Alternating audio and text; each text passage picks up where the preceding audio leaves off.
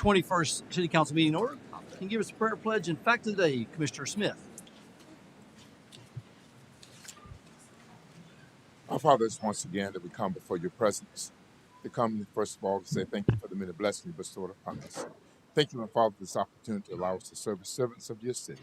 We ask, my Father, that you bless all those in attendance tonight. Bless our efforts, that all that we shall say and do be pleasing and acceptable in your sight. In thy Son, Jesus' name, we pray. Amen. Amen. I pledge allegiance to the flag of the United States of America and to the republic for which it stands, one nation under God, indivisible, with liberty and justice for all. Fact of the day.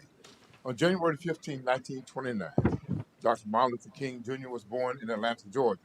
Dr. King was an American civil rights activist and a Baptist minister who was a leader of the civil rights movement from 1995 until 1968. He advanced civil rights for people of color in the United States until his assassination in 1968.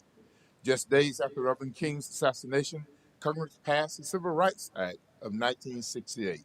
Beginning in 1971, citizen states established annual holidays to honor Dr. King, and in 1983, President Ronald Reagan signed a bill creating a federal holiday to honor Reverend Dr. King, which is now observed the third Monday of January near his birthday. Fact of the day.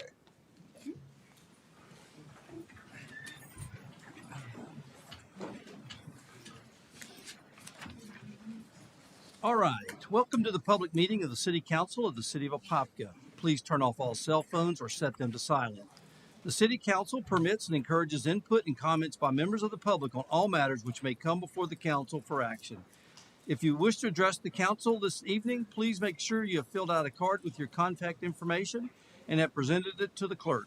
When called upon, please proceed to the podium and speak clearly into the microphone, stating your name, address of record, organization, if any, and direct your comments to the City Council and not to individual commissioners, staff, or members of the public. The Council and the City's staff encourages constructive criticism. However, personal attacks are prohibited. Please observe general rules of decorum and civility. Speakers and members of the audience shall refrain from rude or derogatory remarks, shouting, disruptions, reflections as to integrity, slander, abusive comments, profanity, vulgarities, and statements as to personalities. Any violation of these provisions may result in the issuance of a verbal warning, including warning for trespass. If violations persist after such warnings, violators may be removed from the council chambers. All right, public comment. Susan? Supervisor Dr. O.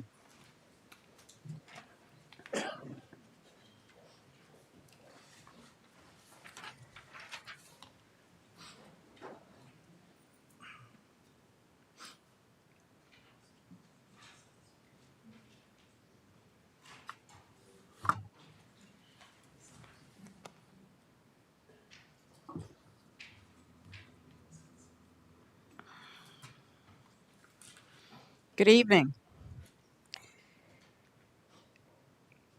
We used to have a lot of nurseries in this town, a lot, and they've disappeared. And we had a lot of nursery workers. We produced a lot of commerce in this town from nurseries. And we also buy out of state.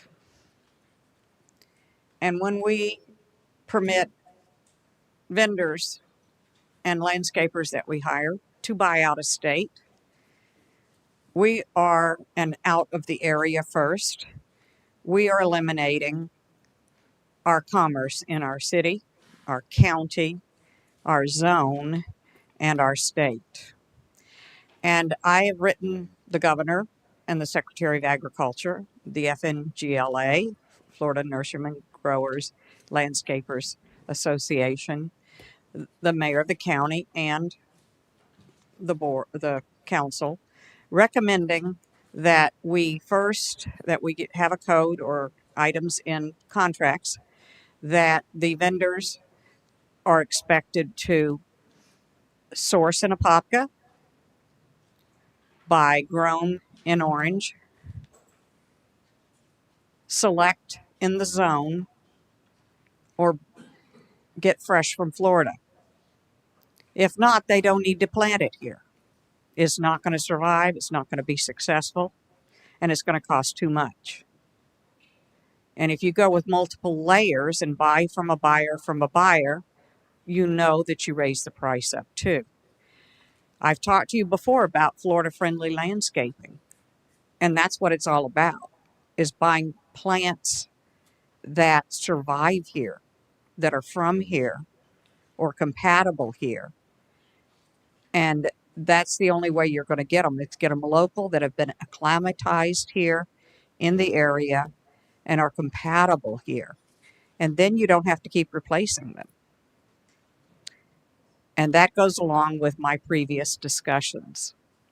So I want you to be aware and have this worked into the contracts and make it code that we support our local business people and that we support survivalship of plants and trees, so that we're not spending our money on things from out of state when they need to be able to survive in the state of Florida subtropical, and not buying desert plants.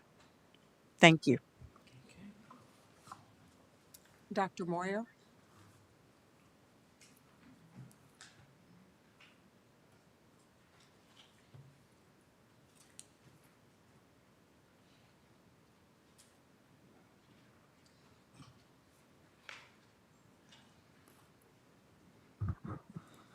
Good evening, Mayor, Commissioners, Council members, I should say. My name's Dr. Jim Moyer. I'm the elected Orange Soil and Water Conservation District 2 Supervisor. I've been in the position sworn in for about a year now. I'm what I call a top-down person. I try to learn the lay of the land, and the pun is intended. And I've done so over the last year, trying to learn the state, the county, municipal government, etc. Mr. Mayor, I'm not sure if you recall, but first time I was here, you suggested that I get in touch with the Public Works Department. I think after a year of study and research and background that I'm ready to do that. So if it's okay with the mayor and the commissioner and Radley, I'd like to set up a meeting with the Public Works Department. I did something similar in Ocoee, learned a real lot, and I have a lot to learn.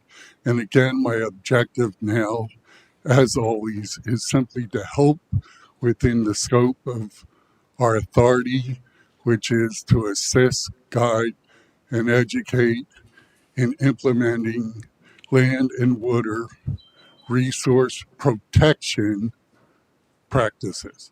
Thank you for your time, and God bless all of you for everything you do. Okay, Albert McKimmey?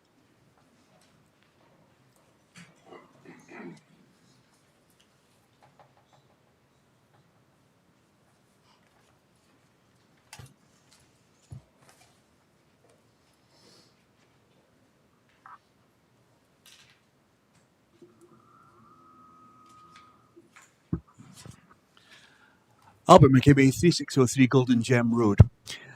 When I first came to the City Hall, it was perhaps 3 or 4 years ago. And I remember one of the first questions I directed to our mayor. I asked him a simple question, and unfortunately he couldn't answer it. However, Jim Hitt and Commissioner Becker did manage to give me an answer. It was regarding the amount of homes under construction.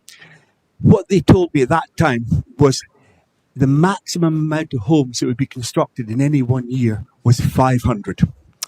So I want you to remember that 500 number 3 years ago. And now I want to speak about 2015, when the city upgraded its sewage reclamation plant.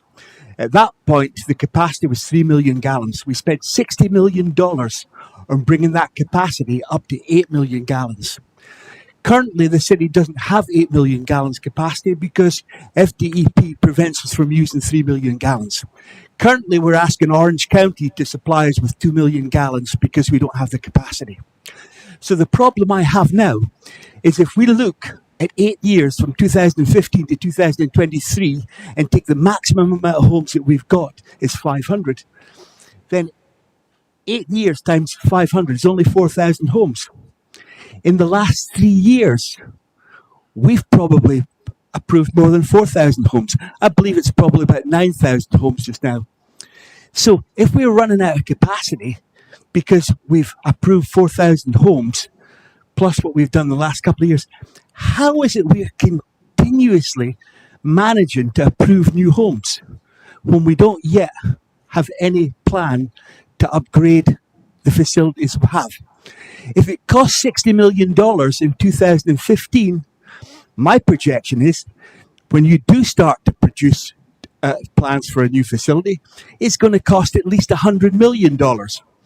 You can't afford to fix Golden Gem Road, so you don't take Golden Gem Road. But every week you continue to pass more homes. I'm not against development where development is sensible. But you guys don't have the capacity for sewage without this 2 million gallons per day that Orange County are going to supply you. Don't you think, as you sit here today, you should be considering that we need another sewage plant? And we're going to need it sooner rather than later.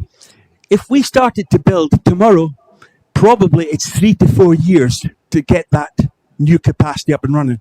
We don't have 3 or 4 years to wait when we've continuously got perhaps 10,000 new homes under development just now, or at least in the planning stages of development.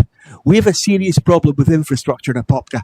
I want to see whoever takes over the new administration at least be aware of the problems that we have. Commissioner Moore?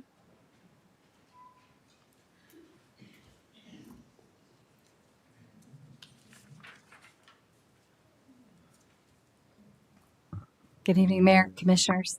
I was just reading some emails here with regard to the situation with the stormwater improvements on Apopka Road. And going back through, when the county received an email from Vladimir about 6:15 tonight. I'm a little bit disappointed in what's happening here because the discussion about a year ago was that the county would make about $1.7 million of stormwater repairs to the road. This has been going on for quite a while. We didn't have a response. Our director, Ed Aveneda, has been very frustrated with the lack of response from your staff. And then tonight at 6:15, the deal, I guess, is totally off. And I don't know if the rest of the commissioners are aware that there was to be a transfer of that road if the county took care of the stormwater problems. And Miss Monique Morris does not have time to wait. Those properties have been flooding. We're just blessed that we didn't have a hurricane this year.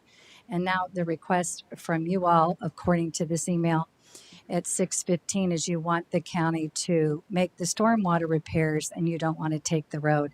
So I don't know where this board is on that issue, but I would really highly hope that you would have a formal discussion about that, and because I'm very concerned.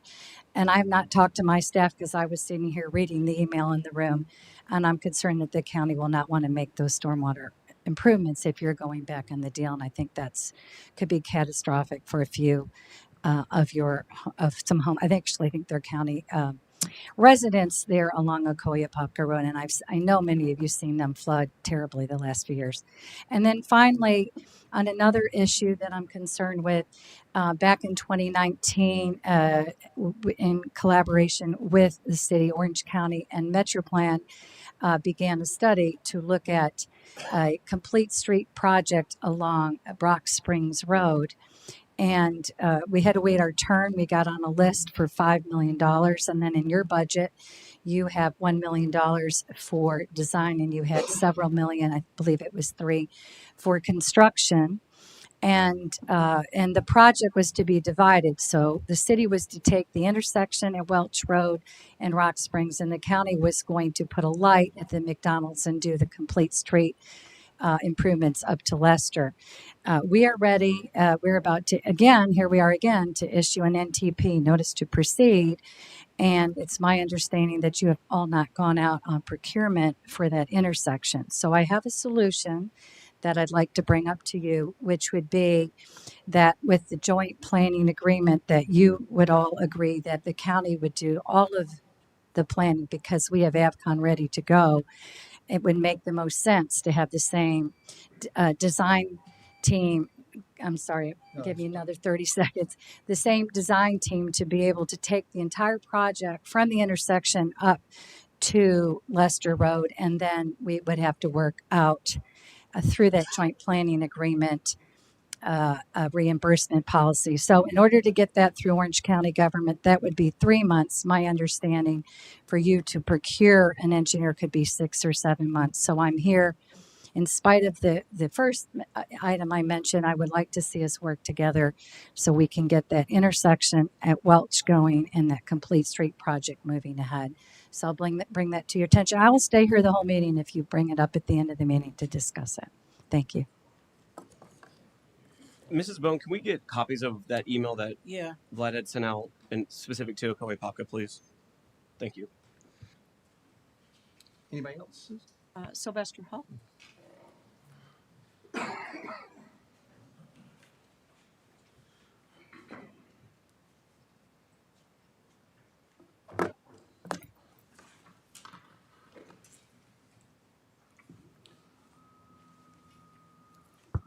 Sylvester Hall, Rock Springs Ridge. Good evening, everybody. I come here every city council meeting, and this is my 5-year anniversary since I've been coming to city council meeting. In those 5 years, I probably missed 10 meetings. But for the last 2 years, I've been coming up here with this national anthem.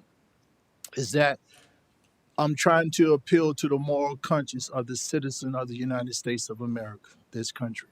When I come up here and I say, we the people, in the city of Apopka, in the state of Florida, and in our country, too many good people are standing by watching bad things happen and not doing anything about it, not speaking up, being completely silent, sometimes being complicit with what is going on. It is time for us to stand up against hate. It's time for us to stand up against corruption. It's time for us to stand up against racism. It's time for us to stand up against greed. And it's time for us to stand up against white privilege. When we normalize the abnormal, we desensitize the truth to the point the truth doesn't even matter. We just start doing things and everything just become a formality. Just like when we put our hand over our heart and we say one nation under God, indivisible, with liberty and justice for all. And we know that's not true. But once you don't normalize the abnormal for so long, the truth don't even matter. You still say it with pride. And it don't bother your moral conscience. We got an election coming up. And it's important that we get it right. When we pick a candidate, we must understand that principles matter. Integrity matters. Honesty matters. Accountability matters. Responsibility matters. Morals matter. Ethics matter. Character matters. Procedures matter. Leadership matters. Laws matter. Justice matters. And all God's people matters. I dare say the name Jesus because we pray before we start every meeting. God's message to his people is simple. Love thy neighbor as I have loved you. We got an election coming up where people need to come out. The last mayor election, out of the 33,000 registered voters, a little over 8,000 showed up. The mayor won with a little over 4,000 votes. That's 12% of the registered voters. So our good people of the city of Apopka, do you not care? Or are you just complicit with looking the other way? Thank you. Rod Olson.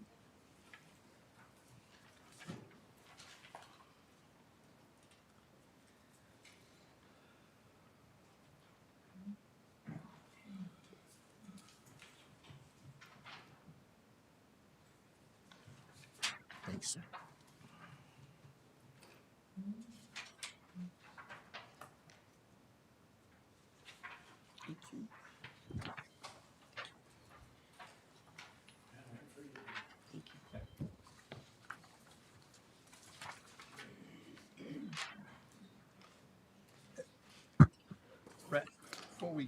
before you speak, we need to, Bradley, and can you, if you look at the sheet, we might need to talk to Andrew before.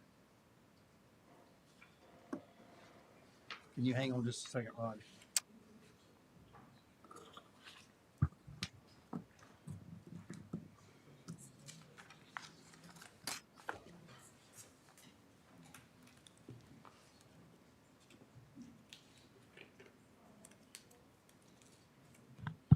Yeah, Mayor, we do have a bid, current active solicitation for field rentals, but this is public comment, so we do have a cone of silence that council and staff can't talk about. Okay, so you understand? Okay, all right. Okay, Rod Olson, 3156 Rolling Hills Lane. 769 pages in today's meeting packet, most I've ever seen. Did everyone get through it?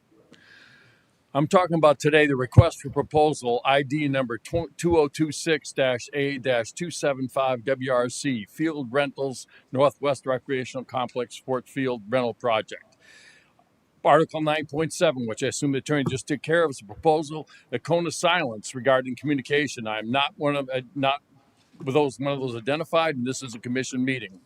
I'm a grandparent of 4 children. 2 are still actively involved with playing for this club. This club has paid over the last 5 years 8 to 17 times more than any other youth organization in the city. Central Florida Soccer Club has been trying to negotiate a multi-year agreement for the past couple of years. It's been put on hold. Meanwhile, the city finds 5-year agreements with the other 3 organizations. You must immediately take action and level the playing field, literally. If this is such a smart move for the city to bid out, why are not all the fields bid out? This RFP clearly targets Central Florida Soccer Club. Why? It's a slap in the face. They rent 4 fields, has been for the last 5 years.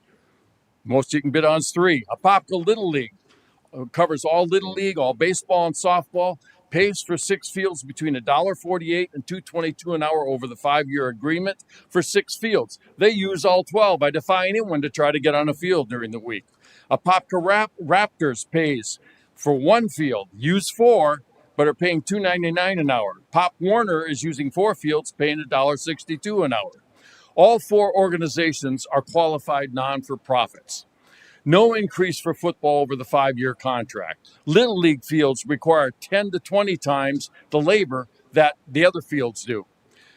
Central Florida football or soccer facts. They serve over 500 children, provides over $35,000 in financial assistance to the kids so they can play soccer, provides over 7,500 food items for Lavelle, Rock Springs, and Apopka elementary schools, sponsors Teacher Appreciation Week for Lovell Elementary, provide 50 Christmas giving tree gifts to Lovell Elementary, easy for me to say, provides volunteer programs to fulfill AHS high school requirements, provides free rec coach and kids fall and spring training, provides free Friday night open play. Why is Central Florida football treated differently?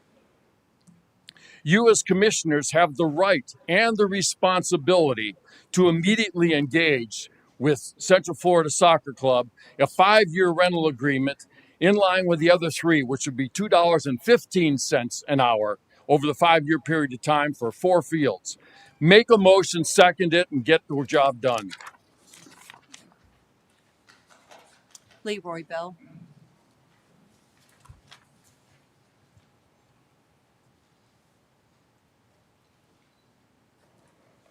Leroy Bell, Apopka, for Apopka Area Concerned Citizen Coalition.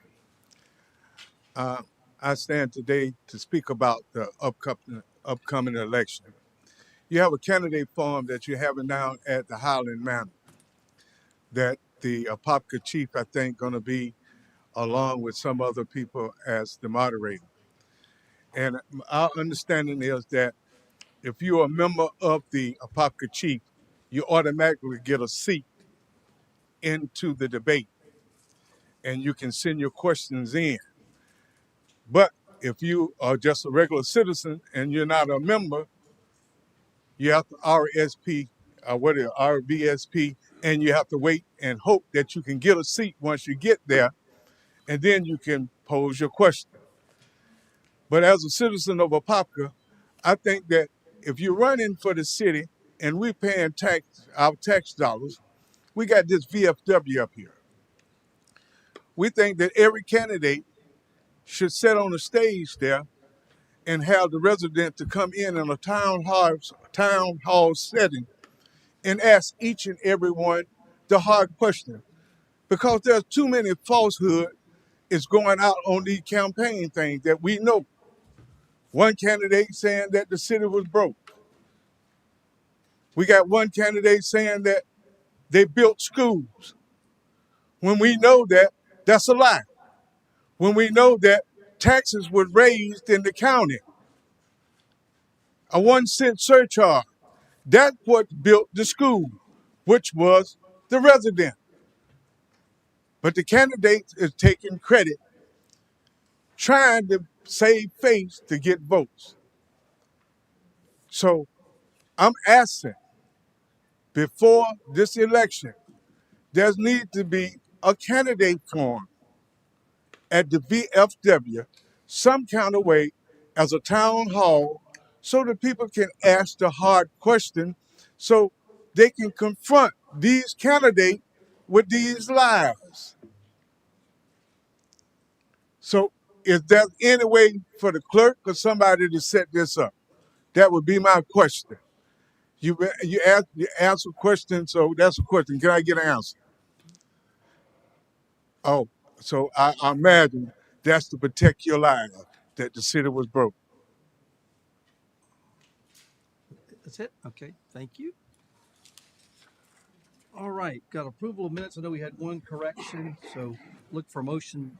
Unless somebody's got it, anybody from the dais or from the public need to amend the revised minutes. Not look for a motion to approve. No, I'll motion. I just want to make sure clarity for everybody in the audience and that are watching. The change that was made was that it was for resolution number 2025-45 establishing meter tampering fines at the last meeting. It was a vote on the minutes that are online. It said it was carried unanimously, but the motion that was carried, it was 4-1 with myself in opposition of those meter tampering fines. So just for clarity for everybody's sake. So I will move to Motion by approve these Commissioner Nesta. minutes. Second by Commissioner Velasquez. All those in favor? Aye. All opposed? Motion carries unanimously. Agenda review. Radley. Yes, Mayor. It is noted on the agenda, but staff and applicant have agreed to pull advertised ordinances number 3118 and 3150, both related to the Wild Oaks development due to an advertisement error that needed correction. So they will be re-advertised and brought to a council meeting at a later date. Which ones? I'm sorry. 3118 Land Development Code Text Amendment and 3150 Comprehensive Plan. So they've already been pulled. Yeah, they've been pulled. Okay, This is just for information. Okay. All right. Gotcha. Okay. All right. Presentations. We got two of our bands here tonight. We wanted to bring up the Wekiva High School. Come on up, Jonte Petty. Give us your presentation on your trip to New Orleans.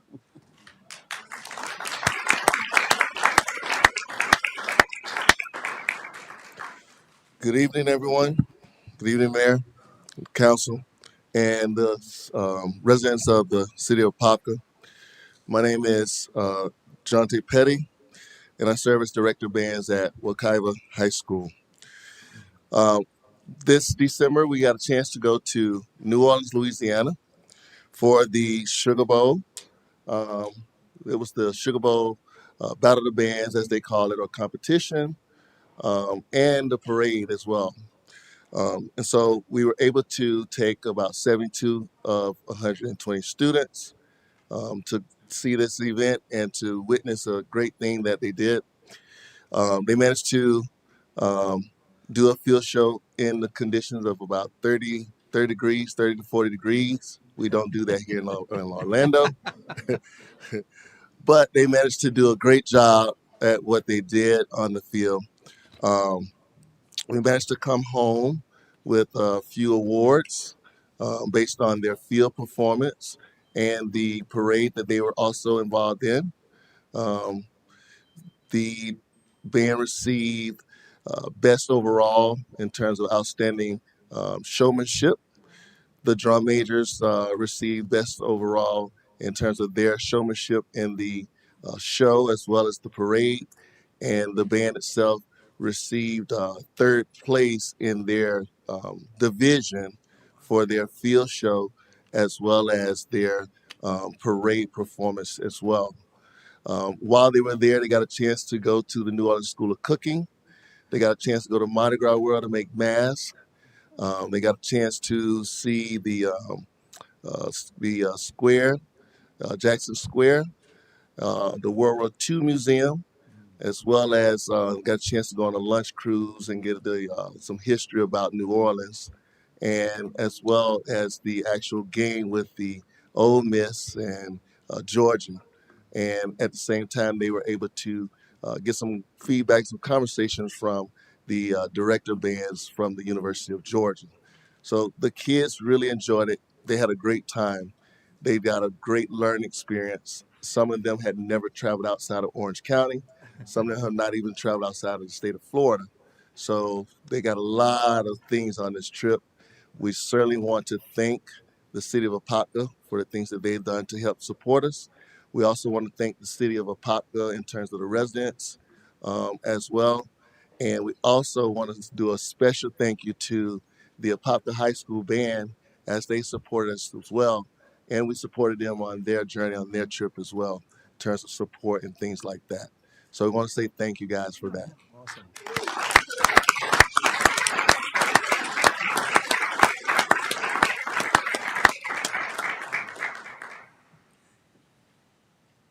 Is that okay.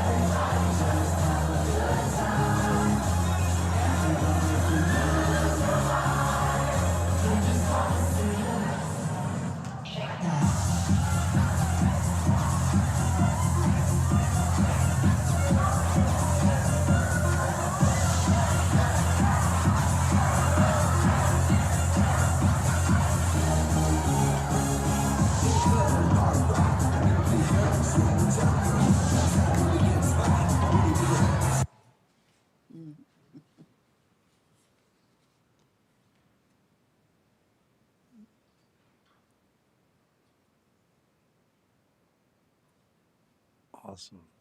Awesome. Great. Okay.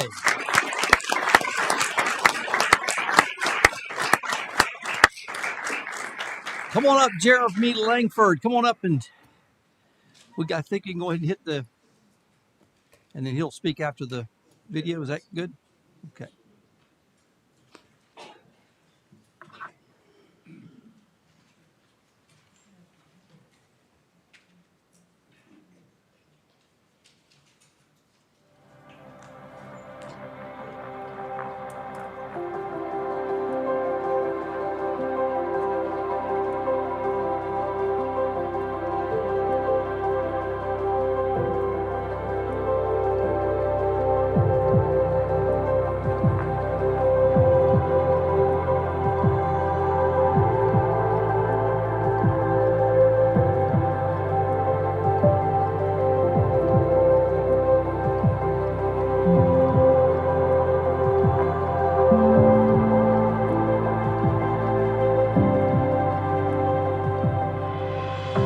They say a journey of 1,000 miles begins with a single step.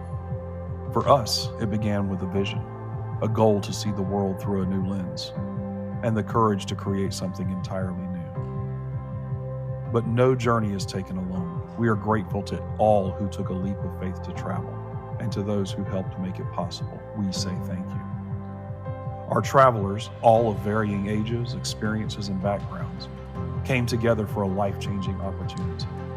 Along the way, they learned about themselves, discovered the true depth of others, and built a new worldview to reshape their lives.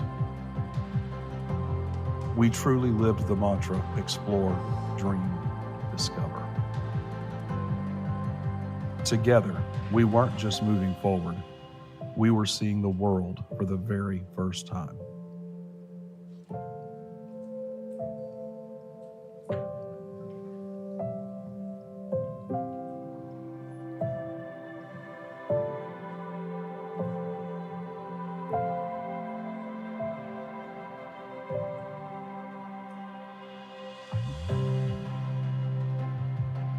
As a leadership body, you spend tireless hours planning and building the bones of Apopka.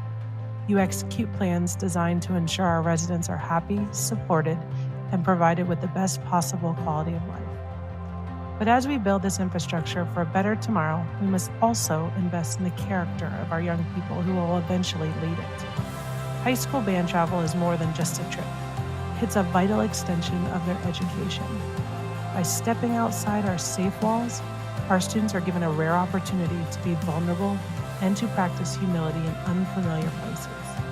They learn to navigate the world as ambassadors of our city, developing the perspective required of true global citizens.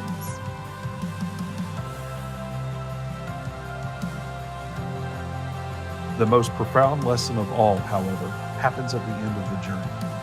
After exploring new horizons, these students return with a renewed sense of gratitude. No matter where their paths take them, they come home with a deeper appreciation for Apopka. By supporting these opportunities, you aren't just helping the band travel, you are cultivating empathetic, worldwide citizens who are proud to call this city home.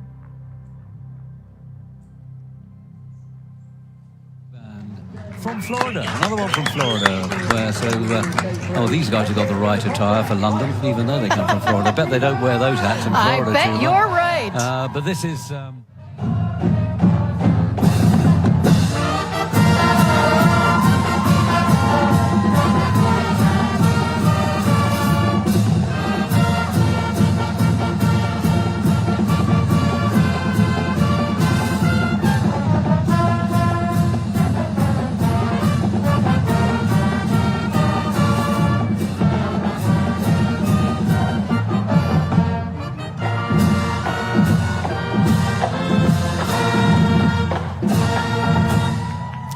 There we have them, the Apopka High School Blue Darter Marching Band. I want to thank each of you for allowing us to come up here tonight, and to my colleague, Mr. Petty. I don't know where you are. Thank you, man. I get chills literally and figuratively from both of our trips. They were both quite cold, but no, it's a great privilege to be here in front of you tonight and to speak to all of you here in the room. But I'd like to just share that this is year 12 for me at Apopka, and in 2014 when I came, we were on one of our many football postseason trips up to Jacksonville, and two young ladies sitting behind me on the bus, and they were talking about, we were stopping at a mall to eat dinner before the game, and then they said, "Oh my goodness, it's a Jacksonville mall." And I'm sitting there about to be my cynical self and say something like, "You live in Orlando, kid, come on." But I shut my mouth and I listened for a second, and I realized it was one of those seminal moments in your lives where you realize this band is a facilitator for these kids. Music is their medium. It allows us to do things beyond teaching life. It allows us to travel. Since then, we've traveled to Washington, D.C. twice. We've been in New York City, now traveled to London. Can't say how many thousands of miles we've racked up on cheese wagons going across the state of Florida in support of Blue Darter football. But it is a true opportunity of a lifetime. And just like with this trip, as you've seen in the video, there's so many things that were incredible and life-changing for the kids. Again, going to New Orleans, going to London, there's so many things. But, you saw in the pictures, like you saw the Buckingham Palace, going to Oxford, Tower of London, and Windsor Castle, Westminster Abbey, one of my favorite highlights. But it was the opportunity for our kids to interact. We were at about approximately 2-to-1 ratio with kids to adults that traveled with us. And so we were able to break it down and take an opportunity for our kids to go out and explore London in small groups as well. And each day started with a morning meeting so we could kind of get our mindset straight. And I reminded them every day. We left on a Saturday, we came back on a Saturday, and I would remind them, you can sleep on the plane on Saturday, be tired then, enjoy this time while you have it, because, let's not call this once in a lifetime. It's an opportunity of a lifetime. We want to hope you take again, But each day we started with that meeting, and each night we'd come back for an evening meeting and reflection and hear our pearls for the day. And it was a beautiful thing because as they would go off into small groups, they would inevitably come back and share the joy of, oh my goodness, I got my picture on Abbey Road, or I went to Richmond and saw where Tad Lasso was, or things like that, which then it gave people things to explore the next day. And so it was a true incredible experience in that regard. When you look at it, it was nearly $500,000 for us to go. It took a lot of time, effort, planning. It was summer of 24. We got the invite officially a month or two later. It came to us, and as a result of our Cherry Blossom Parade trip in DC a couple years ago, and we started right then. With okay, we're doing this, and we made the commitment, and it was great because we kicked it off. The latter part of that fall, and we've faithfully raised money and done things. And there's been so many people to thank who's helped us with getting there. And starting with our city and giving the support and also the shout outs that we need for people to know what's going on. But we want to say thank you to that and all the people who helped us get there financially. One of my favorite stories was one of our young ladies in the van, and her parents, said, well, you need to pay half the trip and we'll pay the other half. Well, she started baking and she ended up paying for the entire trip herself. And you know what? These are the life experiences that don't come in a textbook. They don't come in cinder block walls. They come through experiences like this. And the beauty of this now for us, and I know for Director Petty as well, is we have a proof of concept. We have things, we have memories and footage to be able to go to our next trip and to reach out. And I say this publicly to anybody who's watching this meeting and listening: you're our stakeholders, you're our village, and we want you to be part of that as well. $500,000 is no feat, but what it will pay in the future, the dividends, will be unbelievable, because as all of us know sitting here, they are us just a few short years from now. And the more that we pour into them, the better we are as a community. And I will never grow tired of that and the opportunity to share with them. But I just wanted to say again, a huge thank you to everyone who was involved in making this happen. A big shout out to my wife, Marla. She actually coordinated a trip for us. And I can tell you right now, we could literally write a book between us and Orange County Public Schools on how to do this, because it's been actually, I know we're in a political environment, politics aside, who would have thought sending band instruments across the pond and dealing with tariffs, getting them back, would have been a thing, right? But it's amazing to see the amount of things that you have to go through, the unintended consequences. But I can tell you right now, every single point of it was well worth it. The future is bright with these kids, and I know with both of our bands here. And again, for everybody in this room, when you get an opportunity to support these kids and the things that we do, in the brick and mortar schools, I encourage you to do so, because both of our administrations, I know them personally, they're wonderful. The teachers on our campuses are wonderful, and you don't get these experiences just anywhere. It takes a lot of intent and planning, and so we're honored to do that and honored to partner with our city to be part of this. But thank you all again for the time and showcasing these two wonderful bands, and we're proud to be here. Thank you. Thank you. So if everybody,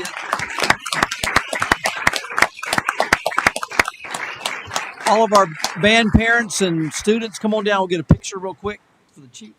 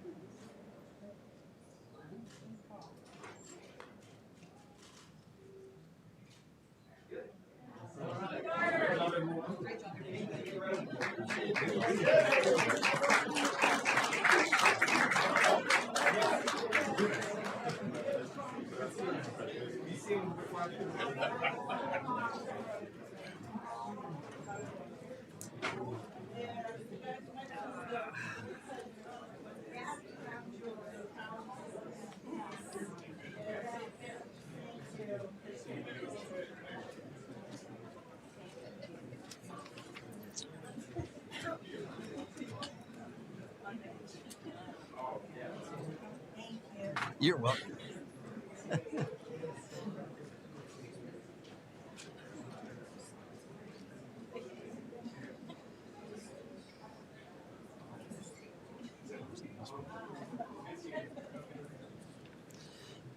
All right, we've got 7 consent agenda items. Does anybody from the dais or anybody from the public need to pull any of those items? If not, look for motion to approve. So moved. Got a motion by Commissioner Anderson, second by Commissioner Smith. All those in favor? Aye. All opposed, motion carries unanimously. Next up, a presentation, Barry Dunn. Good evening, Mayor. Can you hear me? Yes. Excellent. I'm excited to be at this point. I'm going to share my screen in a moment, but really the intent tonight, and I'm looking for those in the room, is to walk through the changes we've made to the draft strategic plan based upon your excellent feedback a few weeks ago and see if this is to a point that you are comfortable approving it. So, Mayor, anything else I need to add or anything you want to say before I pull the document up? Go ahead. All right. And I thought what I would do, if it makes sense to you all, and first I want to check, can everybody see the document on the screen? Yes. Yes. We can make it just a little bit bigger, I think, for those in the A little room, bit bigger, too. yeah. Try to enlarge it as much as possible, please. How is that? Yep. Excellent. So really what I want to do is very quickly walk through the changes because we spent a good bit of time at the last meeting walking through this, got excellent feedback. So first, you see here on this page, mission, vision, core values. We didn't hear any additional feedback. We didn't make any changes. So this is what we have there. So I'll pause to see any other thoughts on these this evening. Nope. Go ahead. Hearing none. I'm going to, and Mayor, thank you. It's hard not being in the room to take the visual cues, but for the quality of life focus area, you'll see here in the red line copy, we realized after the last meeting that we needed, and there's that we needed to add a solid waste objective. So you'll see here, develop a 10-year solid waste master plan to evaluate really how y'all provide that service going forward, to make sure the service delivery meets the needs of the community, and continue to evaluate providing that high level of service. So that's a new objective that has been added to make sure that work is reflected in the overall strategic plan, along with 2 performance measures that tie to that objective. So increasing the landfill diversion rate and then completing that master plan by 2029. So both an output measure and an outcome to increase recycling, reduce overall waste tonnage generated, and then the master plan. So any questions about what we've done there in the quality of life area? Any questions? Okay. All right.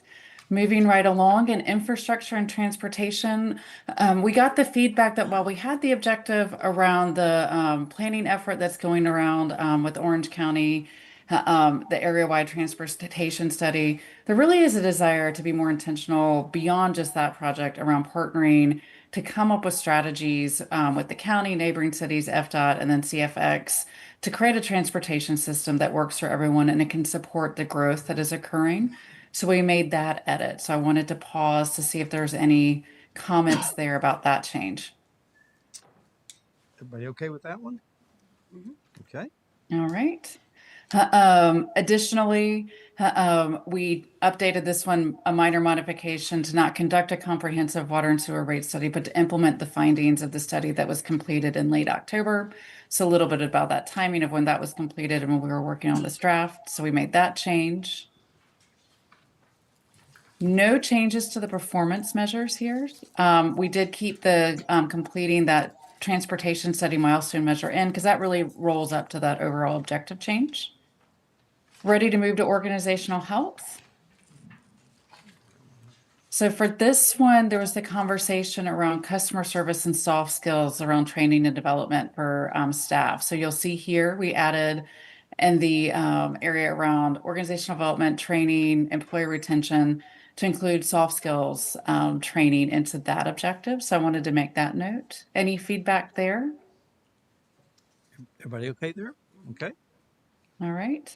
And then there's the conversation around really working across departments and breaking down silos to make sure you're as efficient as you can be and providing the service. And our perspective is that you already are doing a lot of really good things, but it's always good to keep an eye on that ball. So we added this objective you'll see here through business process review and organizational assessment initiatives, identify opportunities to become more efficient and work across departments. Okay. Any feedback there? Good. All right.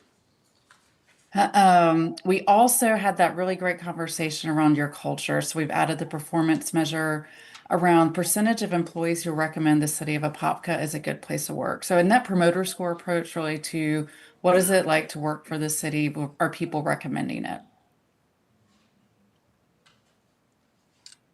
Moving on to economic vitality, we tweaked the very first objective to take out the recreational activity hubs that's really covered in other parts and really focus on the commercial development and redevelopment that mixes land uses to get at that notion of people are looking for more shopping and retail opportunities in the community. The associated performance measure with that, we had that conversation, is really around the overall increase in commercial tax base as a way to measure that over time. So any feedback on that one? Everybody okay with that one? Okay. All right. We also added the feedback around the work you've been doing with retail strategies. So implement the actions from that retail recruitment plan. Once again, getting at that same desire that we heard from the community feedback and from you all around really building the retail environment locally in Apopka. Is that update good for the team? Yeah, I think so. Okay. And then finally, in safe and healthy, we made no changes.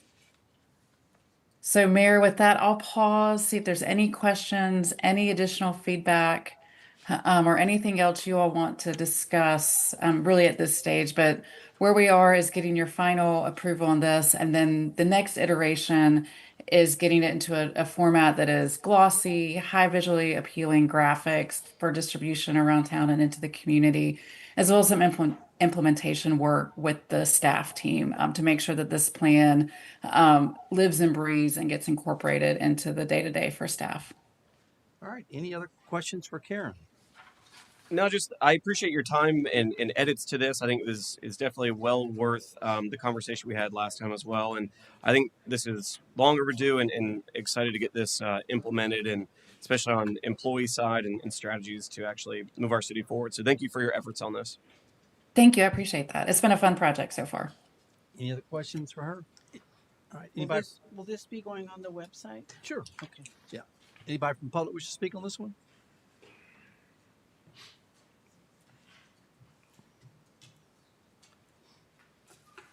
Christine Moore, 141 South Central Avenue. I applaud y'all for working on this strategic plan. I've done quite a bit of strategic plan through my career, and I was curious about the next steps in terms of who will be assigned as the champion for each of your planks and desires, and then when you'll go into the process to come up with the measurable objectives, and finally how that report will be given to the public, at least to the board, and in future years. We did this very extensively at the school board. It was very helpful each year as a board member to look at where we were meeting the objectives, and it was color coded. We'd have green, we were making the goals; red, we weren't making it, and it was really an incredible tool for staff. But I'm curious if you're going to take it those next couple of steps so that you'll be able to implement the plan with fidelity. Anybody else? Okay. All right. We'll close the public hearing. Look for a motion to approve the final strategic plan as presented by Barry Dunn. So moved. Got a motion by Commissioner Anderson, Second. second by Commissioner Nesta. All those in favor? Aye. All opposed? Motion carries unanimously. Thank you, Karen.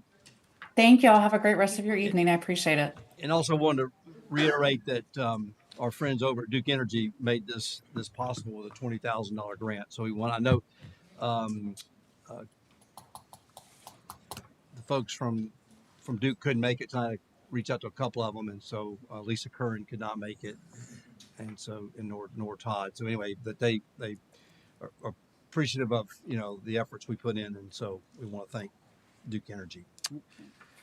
All right, next up, naming of the consideration for the new inclusive playground, Northwest Rec. Bradley. Bradley Williams, interim city administrator. Before you now is business item number 2 for the naming consideration for the inclusive playground at Northwest Recreation Complex. I did provide in the packet a handout that was provided to council by former Commissioner Aerosmith with some information about the individual for consideration. And this item is to allow discussion and consideration of that naming. Any questions for Radley? Well, I've gotten some feedback, and I just want to kind of reiterate. When Mr. Bill Arrowsmith did come to me, initially he was looking for a street. And then at the time, the park was still not completed. So I had suggested maybe the park would be a viable place to kind of rename the park.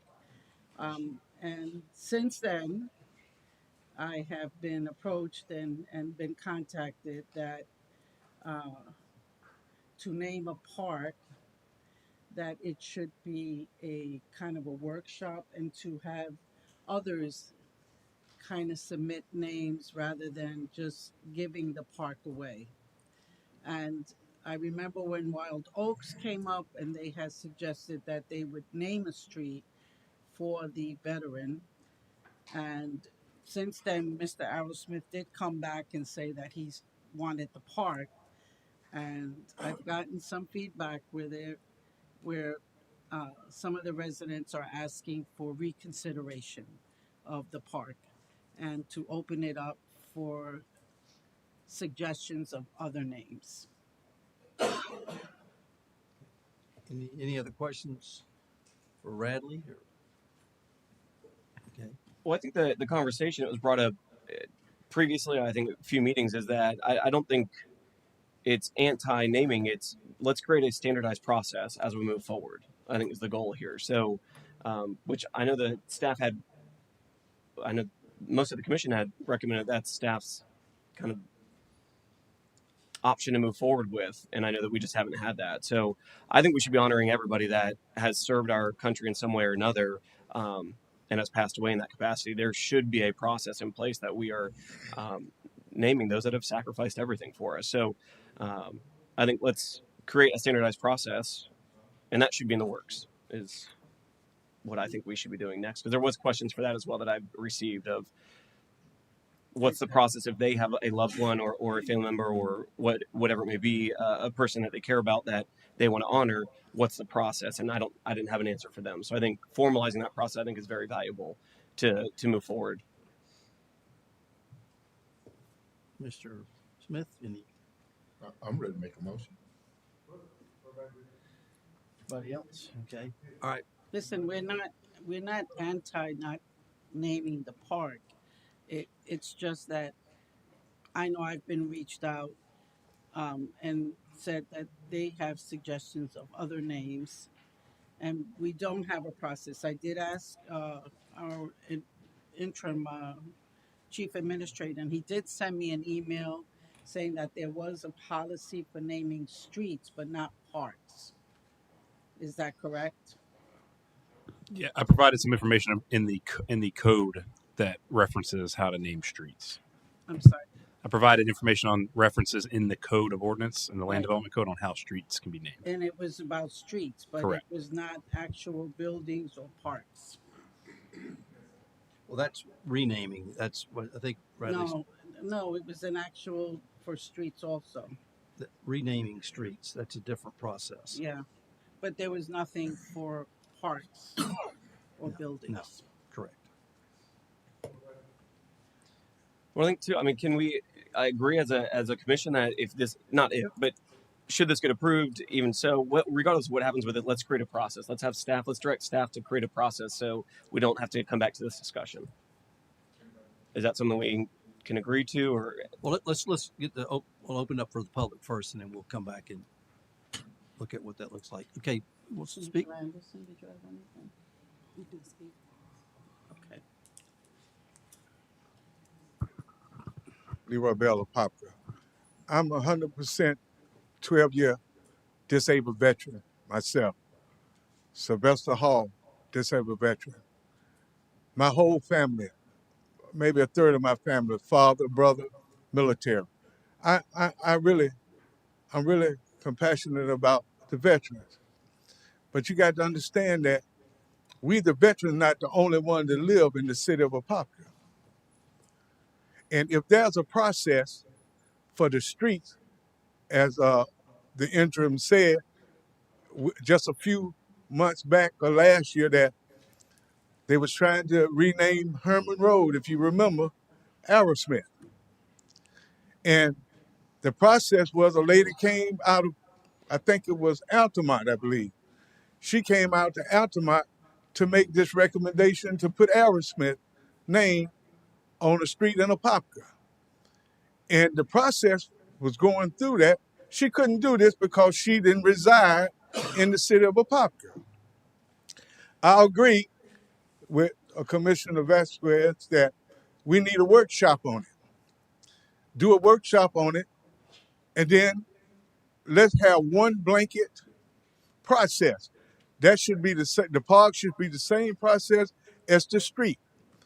We have a veteran, a Bronze Star veteran, that in my opinion, me and him didn't get along too good, but he's a Bronze Star and served this community for 20 years on that diocese.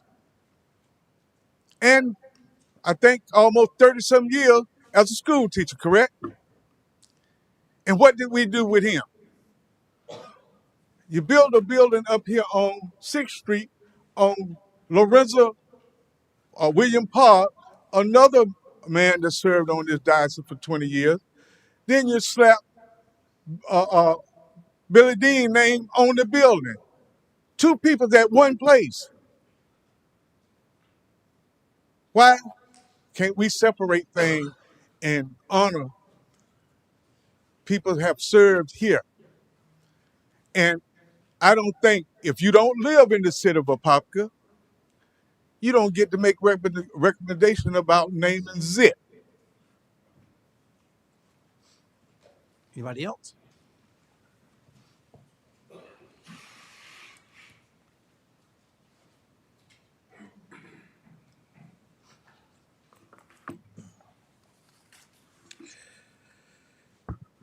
When I say Sylvester Hall, when I say procedures matter,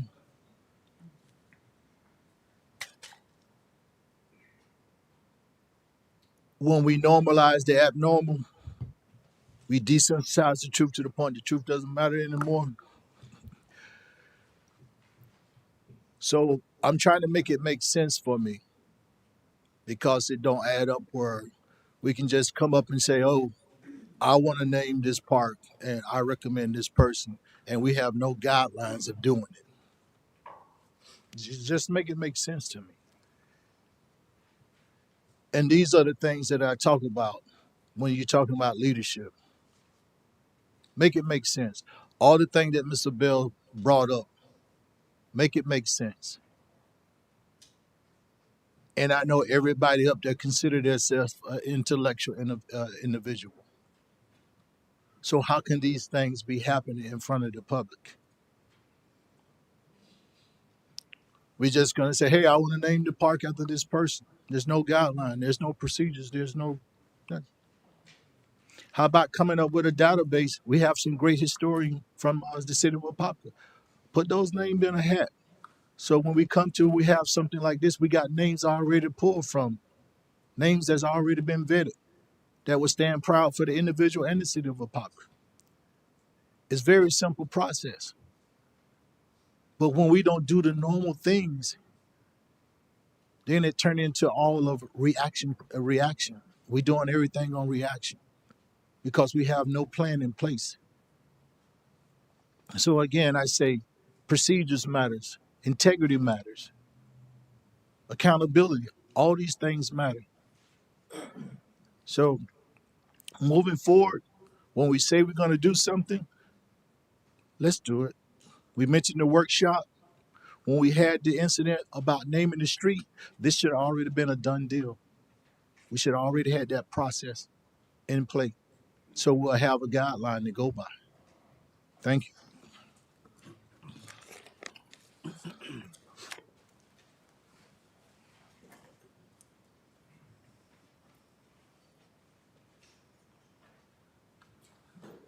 Albert McKimmey, 3603 Golden Gem Road. Week after week, month after month, year after year, we come here and we see lack of procedure. How much time do we waste at city council meetings because we don't have procedure? We need a procedure. We're talking about committing to naming streets.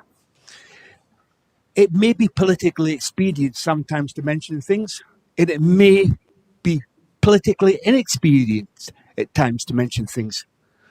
But let's not forget, we have a firefighter, Austin Duran, who lost his life in service to this community.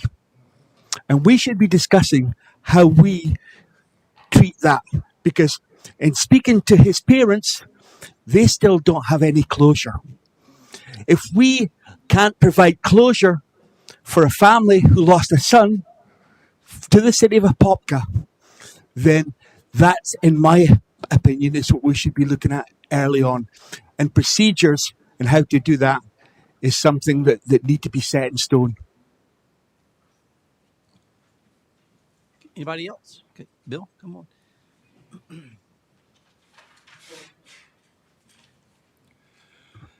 Thank you. I had not anticipated people looking at it personally, taking it out that I don't live in the city of Apopka. Actually, it's this past year is the first time in 70 years I haven't lived here. I've served this community well, I feel. I served on this commission 39 and a half years. I'm not asking for something for myself. I certainly didn't expect veterans to speak against it. I served in the U.S. Army. Unfortunately, Roger was not able to still be here to have the benefits that a lot of veterans have. It's embarrassing. I do believe we need a policy. Commissioner Velasquez, you had your opportunity to bring up policies quite a while ago, and we'll just leave it at that. But anyway, I think what I'm inclined to do is just withdraw this request. I'm not sure that I want something named after Roger in this community, but I want y'all to do your process, get your procedure straightened out, and possibly somebody else can recommend it that is not as politicized as I am. And like I say, it's embarrassing, but I think that's what I would suggest at this time, and I appreciate it.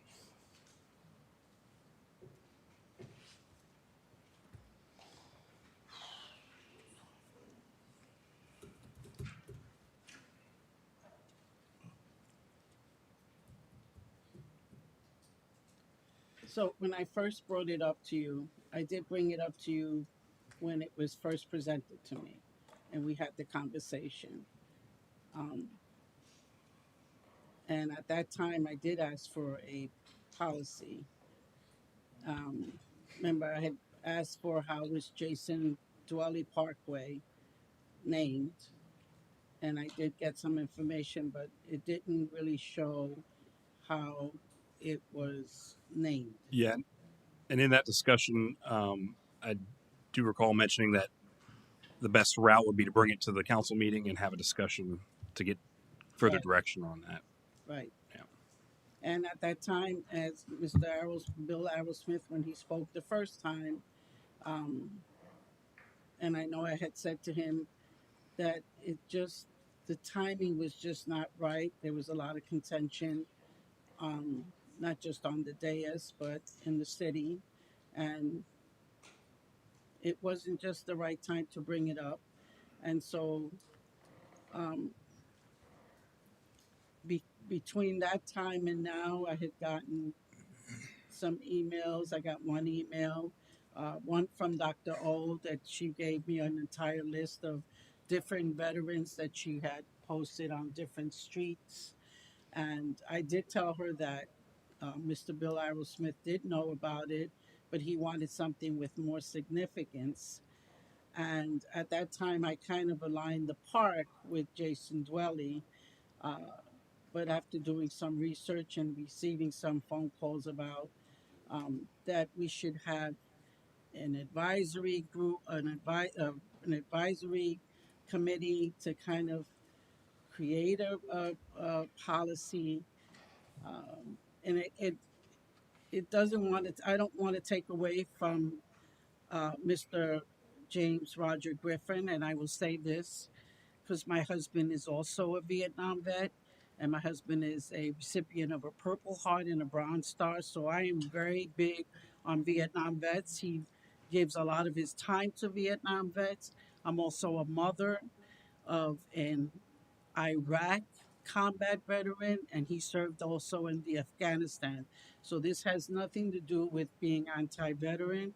It just has to do that there are residents in our community that have reached out to me and said that it was unfair to just give one name for the park when there are so many other veterans and other first responders within our city that have passed away. And of course, and I will mention our young firefighter Austin Duran, who lost his life in the service for the city of Apopka, and that was a name that came up more than one time.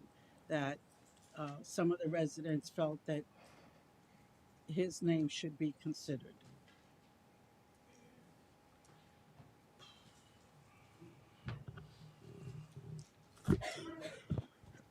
Okay, so we may not have a policy in place, but we do have a procedure in place. And that procedure is the same as it was when we named the Billy Dean Community Center, the Alonzo Williams Park, was that this council or a council voted in order to name those parks or that building. And so that was the procedure, even though that wasn't a policy. And so I think that same procedure is still in place even at this time. And so therefore, I would move that we name the all-inclusive playground after James Roger Griffin. So we got a motion. Do we have a second? And I just want to say that just to kind of piggyback off what Commissioner Smith was saying is that procedurally we have, I guess, as a council has from the dais discussed naming parks and there wasn't a policy in place. So until there's a policy put in place, I'll follow the procedure. So I second his motion. Got a motion by Commissioner Smith, second by Commissioner Anderson. All those in favor? Aye. All opposed? You're either for it or you're against it.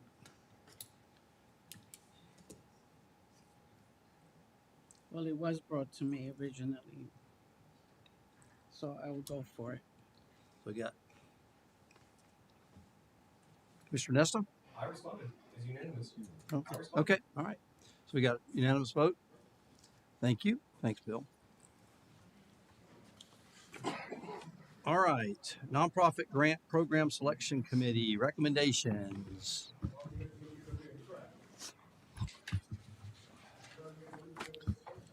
Good evening again, Radley Williams, Interim City Administrator. The next item on the agenda here is the Nonprofit Grant Program Selection Committee recommendation for the awards for the FY26 grant application window. City of Apopka's nonprofit grant program was developed to provide assistance to school organizations, booster clubs, and nonprofit organizations committed to supporting youth, at-risk individuals, and senior-focused initiatives in the Apopka community. The program's first grant application window for FY26 opened on October 1st, 2025, and closed on October 31st, 2025 at 4 p.m. in the afternoon. A total of 7 applications were received from the following organizations. Apopka Innovation and Technology Academy, 5,000 requests with 100% match. Apopka Women's Club, 5,000 request with 100% match.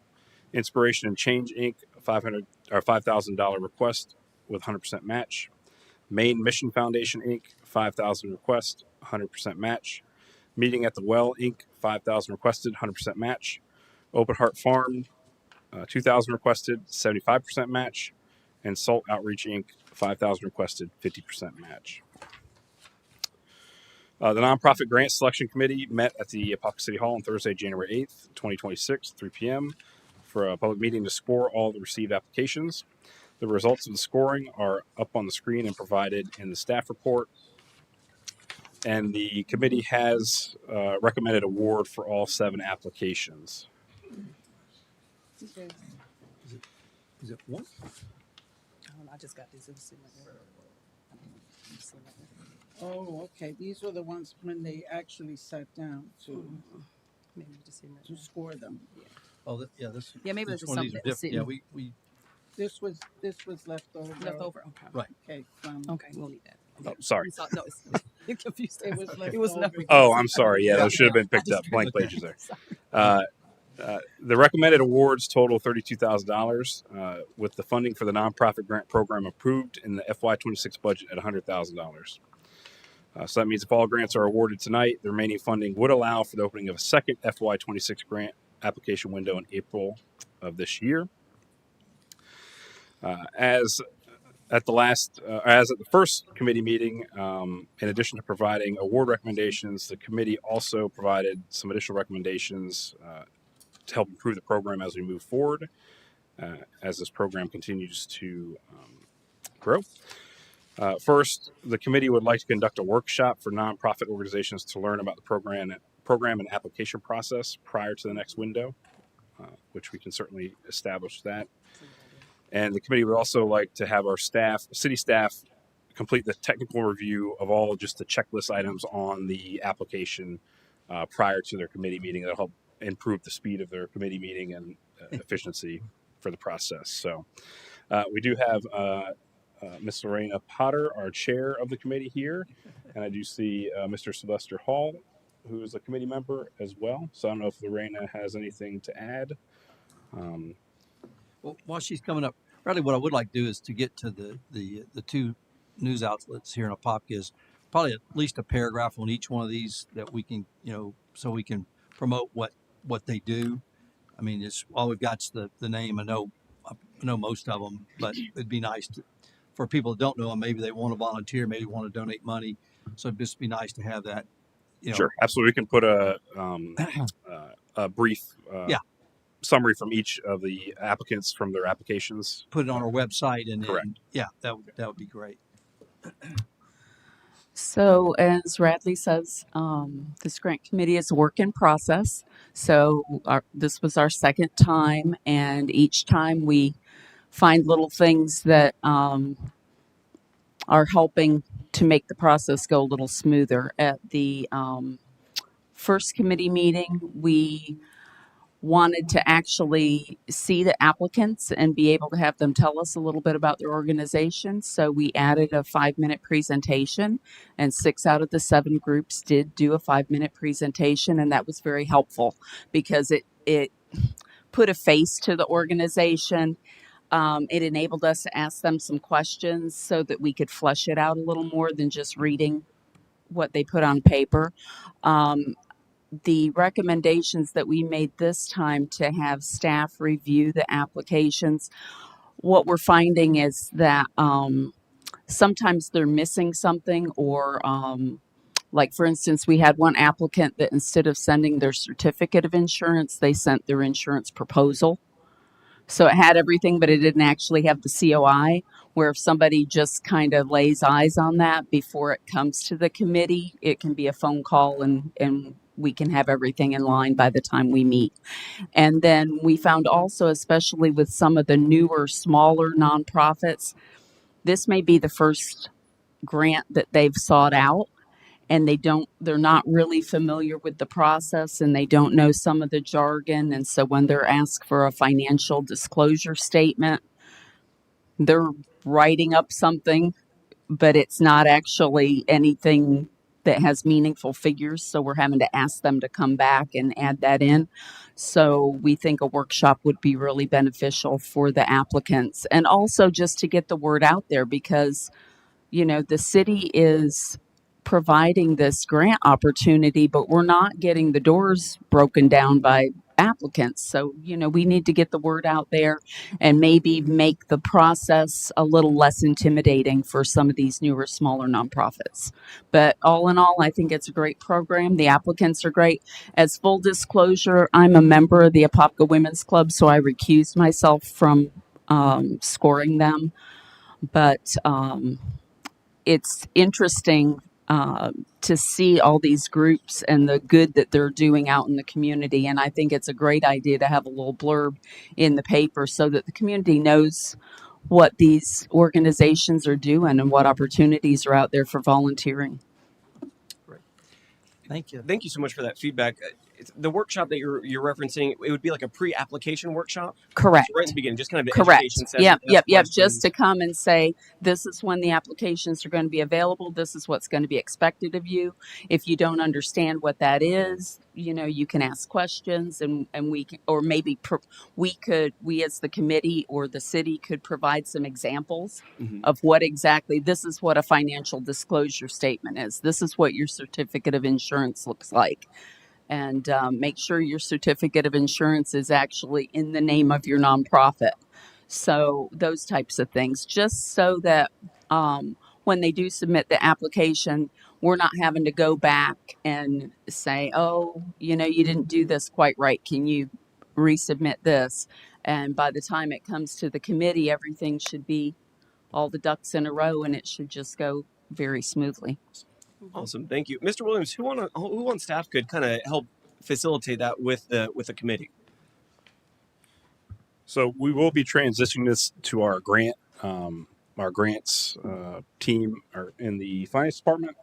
So now that we've kind of gotten through a couple cycles here, we'll continue work. I'll continue working from my office with the finance department to kind of transition that to the grant side and get that set up for this next cycle. Perfect. Thank you. Thanks. So on the Thank you, the Lorraine. only thing on this sheet that you had the business item, can you just list your committee members? Because you just have committee the committee recommended, but there's no names. Yeah, I can include that as we move forward. Yeah, it's the same It's like what membership. you do for planning and zoning, and Yeah, I what can you do certainly. for our minutes. You name all the commissioners that are present, and you know you have the attorney. You have just have their Yeah, names. if you'd like, for the record, I can update that for the staff report, and then Yeah. moving forward, we can make sure that's included. Okay. Thank you. All right. Anybody else from the public want to speak on this one? Not close the public hearing. Look for a motion to approve the nonprofit grant program selection. So moved. Got a motion by Commissioner Anderson. Second. By Commissioner Smith. All those in favor? Aye. All opposed? Motion carries unanimously. Next up, Utility Services Territorial Transfer Agreement with Zellwood. Vladimir. Good evening, everyone. Vladimir Simonovsky, Public Works Director. Mayor, Commissioners, what we're bringing to you tonight is the request for approval of a utility service territorial transfer agreement permanently assigning potable water service rights to the Terrebonne and Wesley Place planned developments to Zellwood Water Users Incorporated.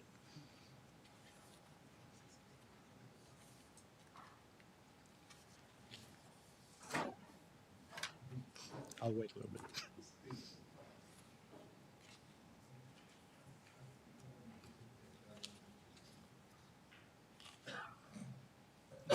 I apologize for that. Didn't realize there's more people moving out. So basically, in summary, the proposed utility services territorial transfer agreement establishes the terms under which Zellwood Water Users Incorporated will provide perpetual potable water service to the Terrebonne planned development, which consists of 104 single-family units, and the adjacent Wesley Place planned development, which consists of 26 single-family units, both located outside of the corporate limits of the city of Apopka. Although the city is generally the exclusive provider of potable water, Within sections of unincorporated Orange County boundaries, the city currently does not have water infrastructure in the vicinity capable of serving these developments and has no near-term plans to extend such facilities. Zelwood Zelwood Water Users operates an existing water treatment facility immediately adjacent to the project area and has confirmed sufficient capacity to serve all proposed residential units. To facilitate timely development and ensure availability of potable water service, the city agrees to permanently relinquish its rights to provide potable water service to the subject properties, allowing them to be incorporated into Zelwood Water Users Service territory in perpetuity. The developers will be responsible for all costs associated with designing, permitting, and constructing the necessary on-site and off-site infrastructure to connect to Zelwood Water User System, as well as execution of a separate main extension and water use agreement with Zelwood Water Users. The agreement also provides that Zelwood Water Users will supply irrigation water to the developments until such time as the city has reclaimed water reasonably available, at which point irrigation service may transition to the city. Additionally, a meter reading agreement is included as an exhibit, requiring Zelwood Water Users to provide monthly water usage data to the city so that the city may accurately bill wastewater service charges. The agreement contains standard provisions related to notice, indemnification, attorney's fees, venue, severability, and mutual draftsmanship, and has been reviewed for legal sufficiency. When it comes to funding, as I said earlier, no direct city capital funding is required. All water infrastructure costs are the responsibility of the developer, with ongoing utility service provided by Zelwood Water Users Incorporated. Before we move to recommended motion, I'm here to answer any questions you may have. Any questions for Vlad? Anybody from the public wish to speak on this one? I had a couple questions on this one. We spoke about some of this yesterday, and I appreciate the time that you spent with me. Is that it's kind of fast forwarding some of this agenda here is that we're saying that we aren't able to provide service to this because it's about a mile from the closest service that we currently provide, but then we're requesting grant funds, or technically a loan that'll turn into a forgivable loan, I guess, that is 2+ miles away to connect to Mount Dora's water. So it's, I guess, what is our goal here? Do we not have capacity? Do we have capacity? Is it too far? Is it not too far? Yes. At this point, it's not about the capacity. It's about the availability, then basically how near the water system is. On the north side, we have basically the water system is right now extended all the way to the intersection of Kelly Park and Round Lake, as you can see on the screen, I believe. And that's about 1.2 miles away from the connection point to these two developments. On the south side, the water main is currently at the intersection of Poncan and Golden Gem, and that's about just below 2 miles away from the point of connection. And that area that is in yellow highlighted, that's actually a Zelwood Water Users Utility Service area. So basically, they're adjacent to their service area, and Zelwood Water Users expressed interest for them to be connected to their system, as they're servicing also the school, which is right next to Zelwood Elementary. Correct. Okay. Zelwood Elementary. And then it said in there, and we discussed this, and I don't know if you were able to get an answer on this one, that they have to provide us updated fees that they'll be charging. But it sounded like it was that they're charging us. So what fees are they required to provide to us that they'll be sending to us? I think that's related to the metering. It's basically they will be. I believe that's your question, right? They will be providing how much water. It's under the time of performance and termination. So it's page 9 of their contract. If you're looking at the entirety of the packet, it's page 323 out of 769. And it specifically says, ZWU shall notify the city of any additional or increases in the charges provided herein at least 60 days prior to implementing the charges. Such increased charges shall automatically become due and payable unless within such 60 days, and the city provides written notice to ZWU that it desires to terminate this agreement due to such increase in price, and it goes on from there. So it appears that it's a charge to us that we have to agree or not agree to. And I guess, what are those charges?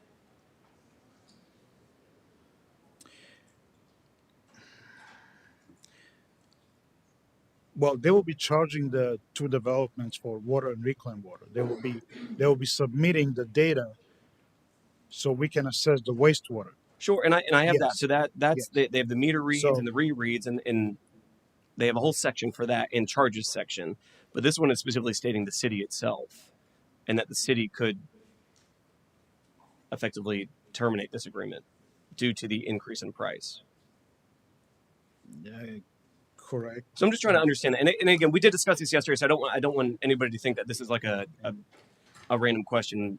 This was brought up yesterday, so I just want to make sure that we have some understanding of the expectations on our part, because this will be the only project that is like this for our municipality, correct? I think the intention of this is because this is part of the Exhibit B, which is the agreement for meter readings and other related services. I think the intention of the agreement is to allow the provision for which was already explained in the utility service territorial transfer agreement, that both parties have right within the 60 days, if there's disagreement with the increase of the utility rates, to be able to terminate the agreement, which in this case will apply only for water and reclaimed water. And for reclaimed water until, of course, the city extends the reclaimed water system. But it up to that wouldn't, point. I guess, and let's walk through this, I guess, a little bit. There would be no benefit to us to cancel this, because if they're not charging, if that's related to a fee that they're not charging to us, it's exclusively to us reading. I mean, we'd still have to service the sewer water there.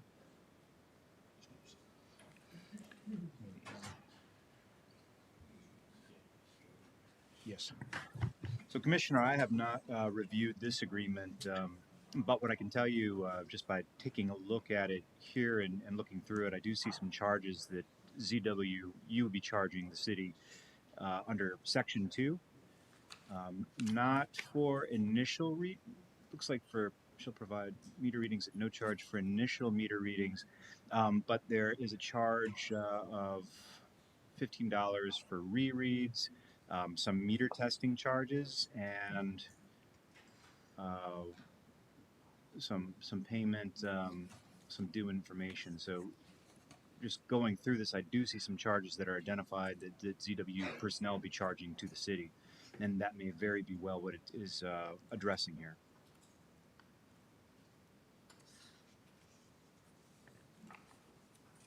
Okay. And I apologize again that I guess you haven't been able to review this in its entirety. But there would be no desire for us to ever cancel this agreement, correct? Or I mean, we really couldn't, because we'd always have to provide sewer to these properties. Correct, but I don't believe sewer is included here. It's only for water and reclaimed water. They only do water. Sewer will automatically be serviced. I understand, but if we provided by the cancel this agreement, we don't know how much to charge for sewer. That's correct. So I understand that this isn't about sewer, but it does impact how we would charge. So again, I'm just trying to understand the agreement, because this is the only one we have, correct? We have no other neighborhoods that are similar to this kind of agreement that another utility is taking over partial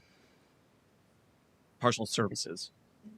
Because we're basically partnering with them to share information and data. I just want to make sure we're getting it right, that down the road we're not in a tough position.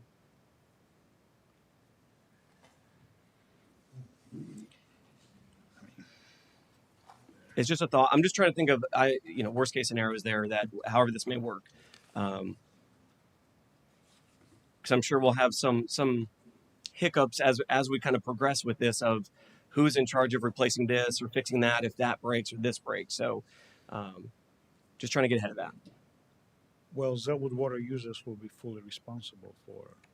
But not for the sewer side. Yes. No, not on the sewer side. Right. So that's just what I'm saying there. That and again, similar to like the meter tampering fines and all that, how do you apply who broke a sewer pipe or something, and who's responsible for paying for it?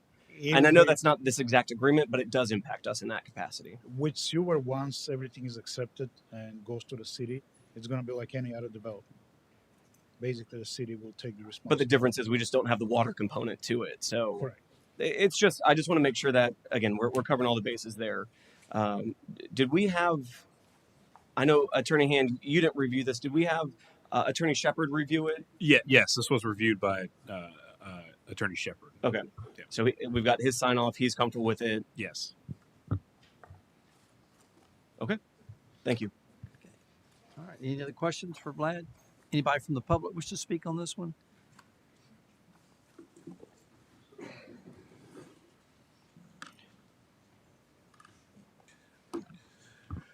Just real quick, for some of the Sylvester Hall, some of the questions that Commissioner Nestor was asking, it seemed that we really don't have a good grasp of what's going on, and here again,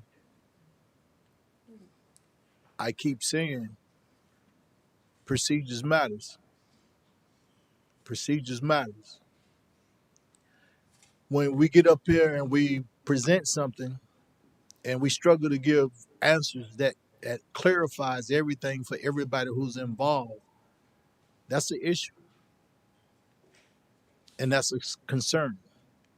And these things need to change. Anybody else? And I just want to clarify something in regards to staff. I know sometimes speaking with staff is not that they don't understand, I don't have clarity in what they're presenting. I think they just want to be careful about the material they present.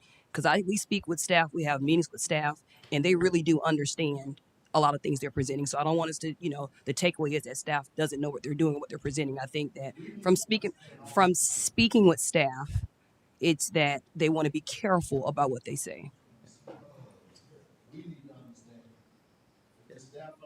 Go ahead. I'm not going to talk over people. I'm not going to be talked to. Albert McKimmey, 3603 Golden Gem Road. Earlier tonight, I said week after week, month after month, we come to City Hall meetings and things don't really appear to be that commissioners fully understand what's going on. That's not the fault of the commissioners. Commissioners continuously tell me they're not engineers, they don't have the experience. But commissioners, is it common practice for things to come before the commission that are not fully understood? Are we making sure that we have access to attorney? Do we require a full-time attorney? Do you feel that you're adequately represented by a part-time attorney? Anybody else? Okay.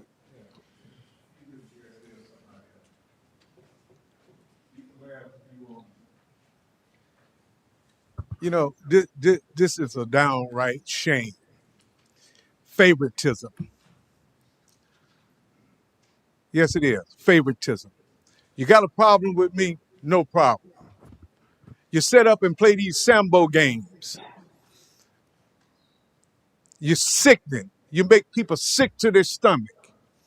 Here it is, just because, even with this thing right here, what's going on, we don't know exactly what's going on. We got one commissioner talking about how great the staff is, this, that, another. If the staff were that great and abreast on what's going on, then everybody needs to know. We are the ones that are going to be footing the bills and stuff for the people to go out and repair stuff. Yes, it is. If something breaks and the city is partnering with these people and the city send people out to fix pipes and stuff, it's not coming out of your pocket. It's coming out of the pocket of the resident from taxpayers' money. And you sit up there and shake your head. Or all I got to do is get up here. Maybe people live in the city have to come up here and cry, and maybe then they can get some recognition. I'm glad there's an election coming up. I thought I'd never say this. Is one candidate that's in here I never thought I would vote for. But I pray to God that the city of Apopka would vote for Sammy Root. Anybody else? Okay. We'll close the public hearing. Look for a motion to approve the Utility Services Territorial Transfer Agreement with Zellwood Water.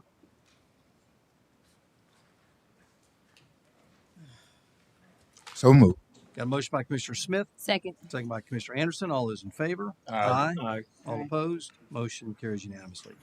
Next up, ordinance number 3140, second reading. Ordinance number 3140. An ordinance of the City of Apopka, Florida, amending the future land use element of the Apopka Comprehensive Plan of the City of Apopka, changing the future land use designation from in progress to residential, very low suburban, for property owned by Lincoln Douglas Haynes and Lauren Elizabeth Haynes, located at 1030 East Sandpiper Street, comprising of 1.79 acres more or less, providing for severability, conflicts, and an effective date. Any changes? Anybody from the public wish to speak on this one? Now we'll close the public hearing. Look for a motion to approve. I just want to notify I'll be recusing myself again from this one due to somebody in my brokerage selling this property before. Okay, and I will be recusing myself. So need a motion? So moved. Got a motion by Commissioner Smith. Second. Second by Commissioner Anderson. All those in favor? Aye. So it was 3. All opposed, 0, but 2 recusals. Commissioner Nest and Mayor Nelson. Next up, ordinance number 3141. Ordinance number 3141. An ordinance of the City of Apopka, Florida, changing the zoning from T transitional to RCE residential country estate for property located at 1030 East Sandpiper Street, owned by Lincoln Douglas Hayes and Lauren Elizabeth Haynes, comprising of 1.79 acres more or less, providing for severability, conflicts, and an effective. Any changes, Bobby? Okay. Anybody from the public wish to speak on this one? Not close the public hearing. Look for a motion to adopt ordinance number 3141. And I'll be recusing myself from this one for the same reason. Me as well. So moved. Got a motion by Commissioner Anderson. So Second by Commissioner Velasquez. All those in favor? Aye. We got 3 in favor and 2 recusals. Motion carries. Next up, ordinance number 3147. Ordinance number 3147. An ordinance of the City of Apopka, Florida, changing the zoning from T transitional, RSF 1A residential single family estate, and MUESGT mixed use East Shore Gateway to PD Planned Development District for certain real property generally located east of Vic Road, east of Jason Dwelly Parkway, north and south of Poncan Road, south and east of Pittman Road, and east of Poncan Summit Drive, owned by Palucci Acres LLC, comprising of 618.36 acres more or less, providing for severability, conflicts, and an effective date. Any changes, Bobby? Anybody from the public wish to speak on this one? Not, we'll close the public hearing. Look for a motion to.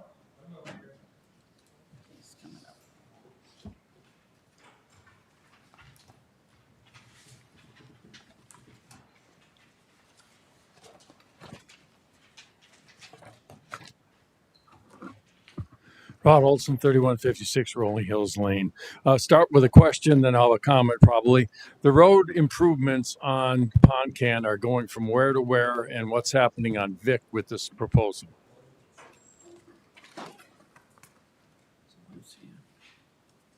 Somebody from the team want to come up?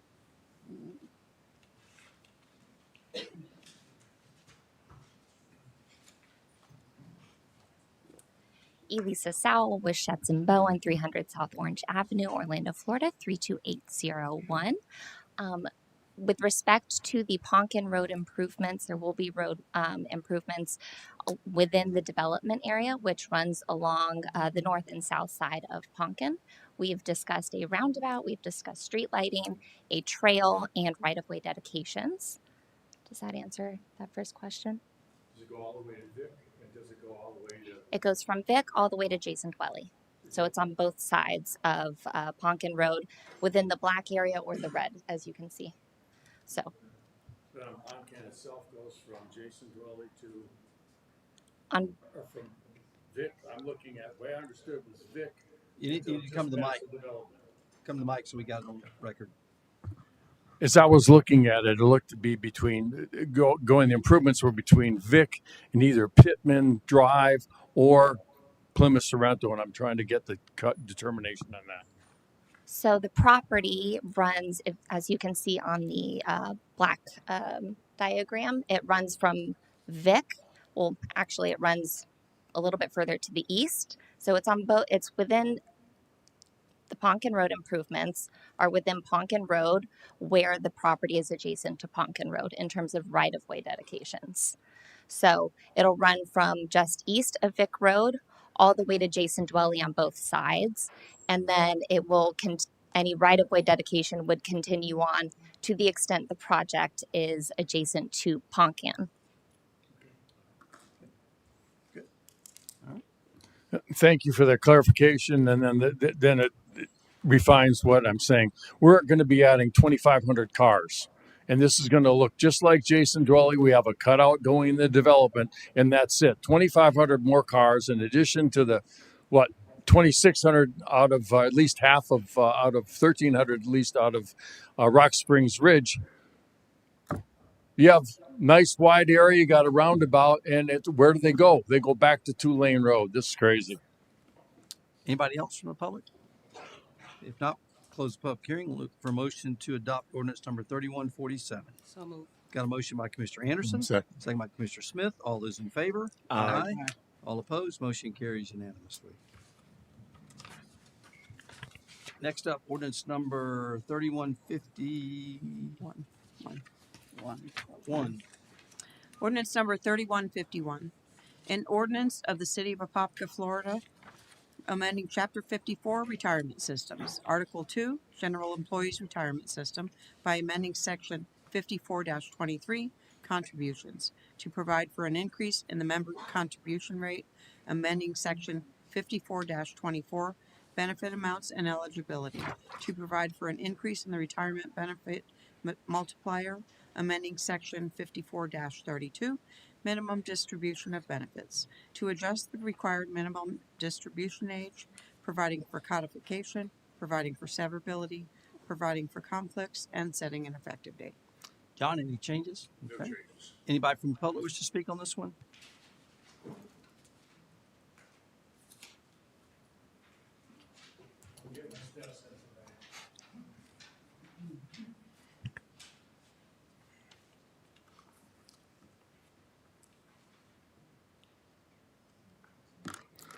Rod Olson, 3156 Rolling Hills Lane.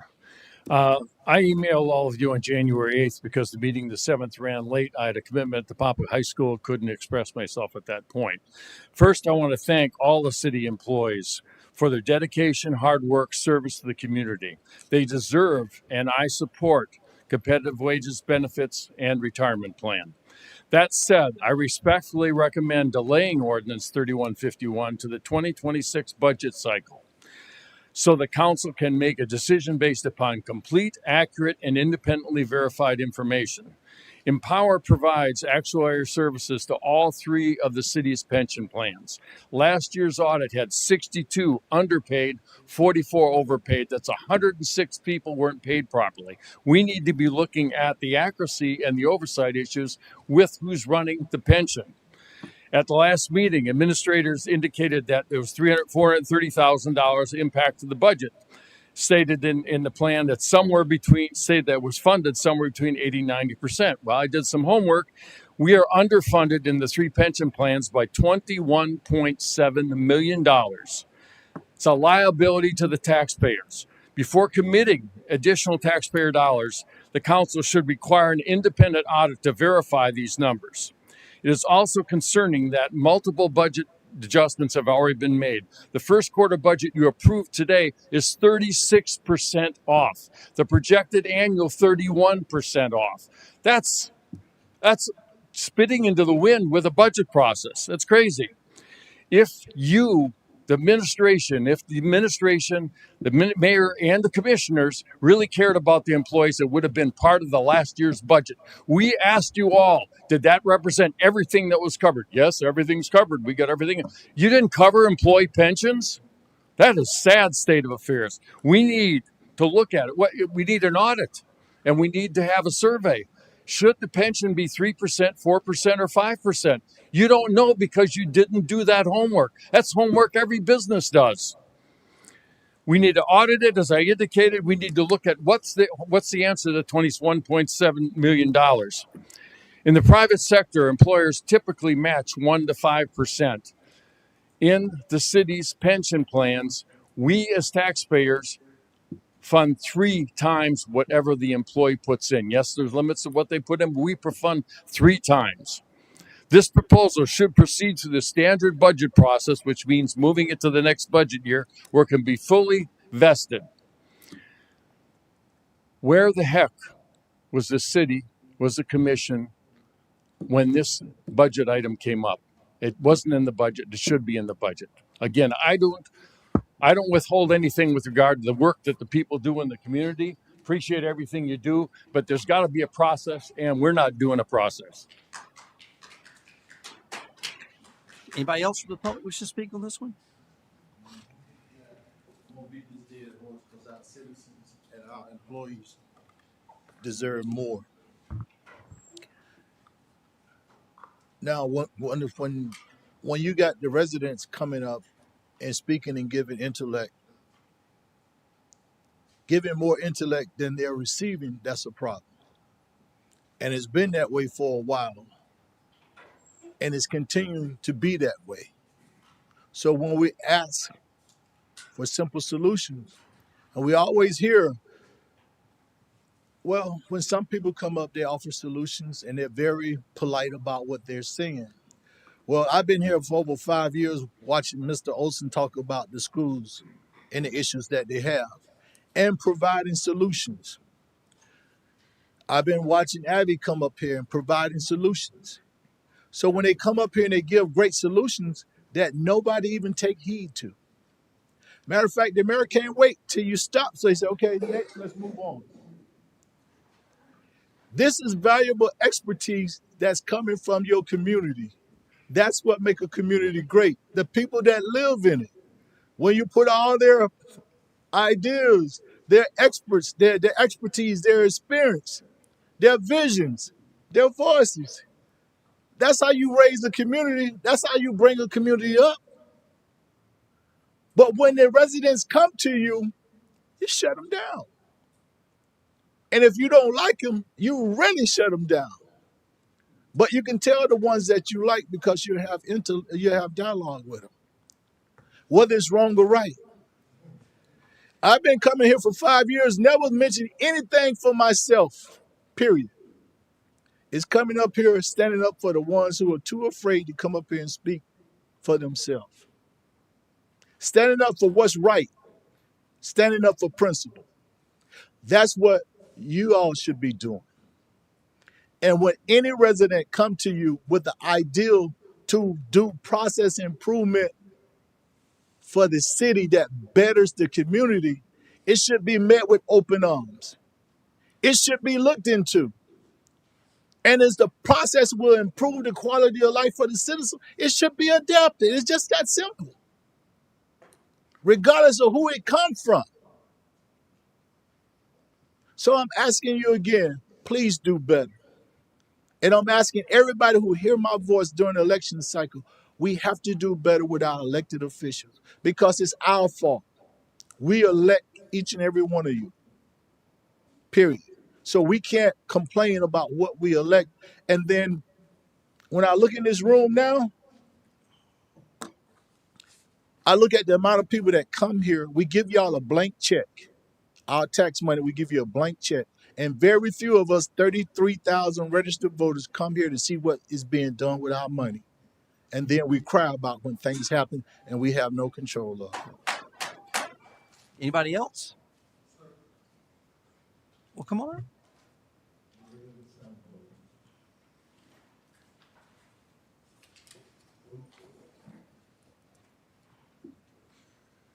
Good evening again. My name's Dr. Jim Moyer. I'm an accountant by profession.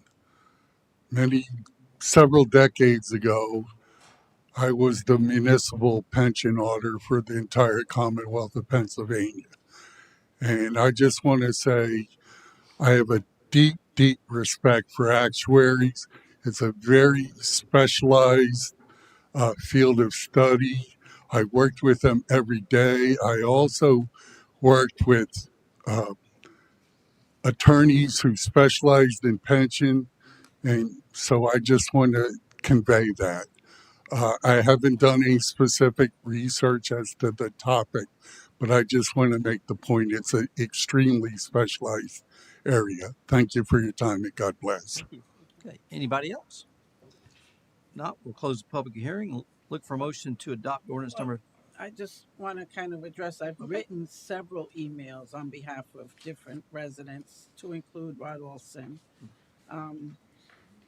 So if I can have John Hanson come up and kind of explain, because I have written some emails and sharing the concerns of the residents. Mayor, Commissioners, John Hanson, building official. Don't know where he got his numbers from. Don't really care. I got my numbers tonight. I got with Frank, our pension administrator. He assured me it is funded at 90.45% as of today. Where he got, I mean, more power to him, but I'm telling you, I got off the phone or got an email from him at 6:40, and that's what he assured me. And Commissioner Neston, we talked about the cost of it for the employees plus the city. I mean, we're asking for 1/4%. Police, I don't want to bring this up, but police and fire, where was all this asking these questions when they were going for their enhancements? They've had 4, 2 each since I've been on the board. Talk to us. I'm please. sorry. You're Sorry. Good. Just make sure it's directed at us. I'm a little, but they had 4 enhancements, 2 each. I was here for 2 of them. There wasn't people up here, we're all public servants. Police, fire in general. And this is the first one we've ever had in the 20 years that I've been here. The first one.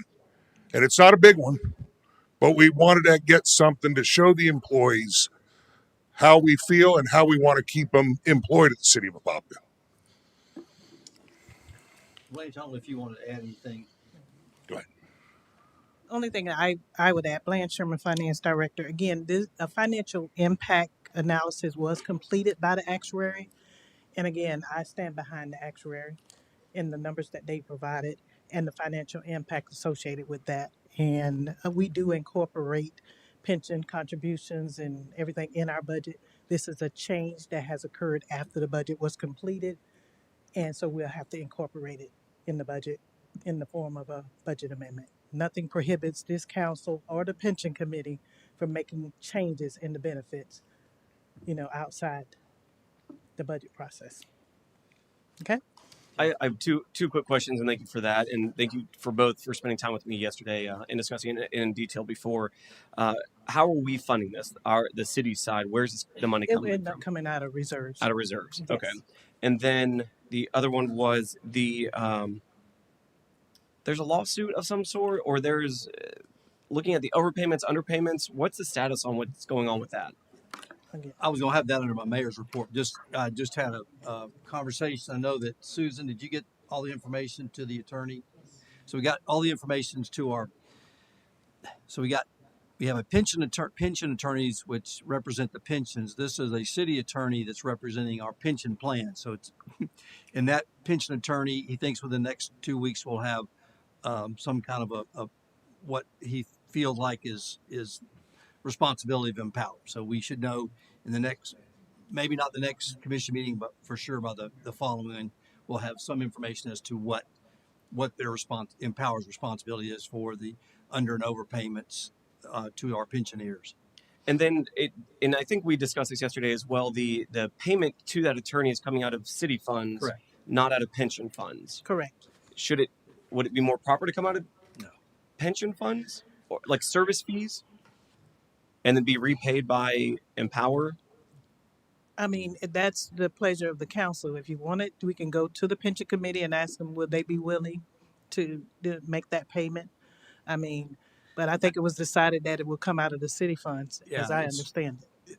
Because we're the ones that hired. I mean, it's hired the attorney. Yeah. So, and there might be, and there could be a point where the city pension attorney is at odds with the pensions attorney. So there needs to be a separation. So I think that was was your objective. Yeah, okay. Yeah. So that's the reason we thought it more proper to have the city hire a pension attorney. So And that one, is that the one we spoke about yesterday? That one line item I think it is of like the 8,000, 7,000, about 7,000, somewhere in there? 7,000. No, like But let me six look. hundred dollars. I still need to get that answer for you. Okay. We Okay. just had a bill for an hour and 1.6 hours for. It We was have a some, bill to an attorney for 7,400, yeah, 7,500 it's for something on last the month. disbursement report that he's Okay, the referring first to. one. Okay. So And yes, I that we okay. thought it was the pension, but I guess Yeah, it's not. So yes, if you can give me the information get on that who that information is, for you. then that'd be interesting. Thank you. Thank you. Okay. All right. Any other questions? All right. Not look. I'm got to recuse myself on this vote since I'm a part of the general pension. Looking for a motion to adopt ordinance number 3151. So moved. Got a motion by Commissioner Nesta. Second. Second by Commissioner Anderson. All those in favor? Aye. Aye. And one recusal being the mayor. Okay, next up, ordinance number 3152.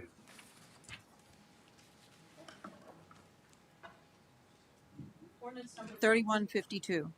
An ordinance of the City Council of the City of Apopka, Florida, amending Chapter 78, Utilities of the Apopka Code of Ordinances by repealing Section 78-23, Industrial and Commercial Pretreatment Guidelines, and creating Division 1.5, Industrial and Commercial Pretreatment Guidelines, providing for codification, conflicts, severability, and scrivener's errors, and setting an effective date.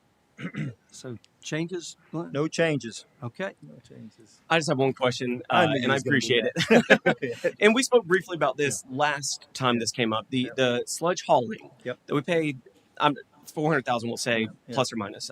Pretty good memory there. A little bit there, yeah. So didn't we at one point have a facility that took care of this? No, we never had a facility. We do have a facility that was built during the plant expansion, Okay. never utilized. I think you're talking about biosolids thermal dryer that's Yes. down there, but that was never placed online. I don't think it was. So we have the facility, we just didn't kind of retrofit it or make it. Well, I don't think it was cost effective at the time to do it. I think what was going on at the time, I was in Seminole County at the time, but there was talk from DP that was going to everybody's going to have to do a Class AA biosolids. And I think during the 2016 plant expansion, they thought, well, hey, we're going to get ahead of the curve here. We're going to have this thermal dryer that'll make the biosolids and stuff and do it. I think at the time, Anuvia had that facility up there in Zellwood. They were doing the same thing. And so I think that was part of what the staff was looking at doing. What had happened at the time, that did not come to fruition, the state. So again, that was, but at the time they'd already moved forward and had it built down there. Would it make sense at all to start looking at bringing that actually online to save? Because this, I assume, is going to keep increasing cost to us. Would it make sense to invest in that so that we can save this money over time and possibly monetize it in some capacity as well? That is something we did look at. I know even I think up to a couple years ago, I would say, I think Vlad had done some numbers on that, and it wasn't cost effective at that time. And I mean, we certainly could run that again with the like you say, the costs going up, and if that was something that we felt would work. I know we did have some during the even initial startup of trying to run that thing. There was some real problems, and we just kind of stopped right there and never did put it online. Okay, understood. Thank you for answering that. I appreciate it. Yep. Okay. All right. Okay. Got anybody from the public want to speak?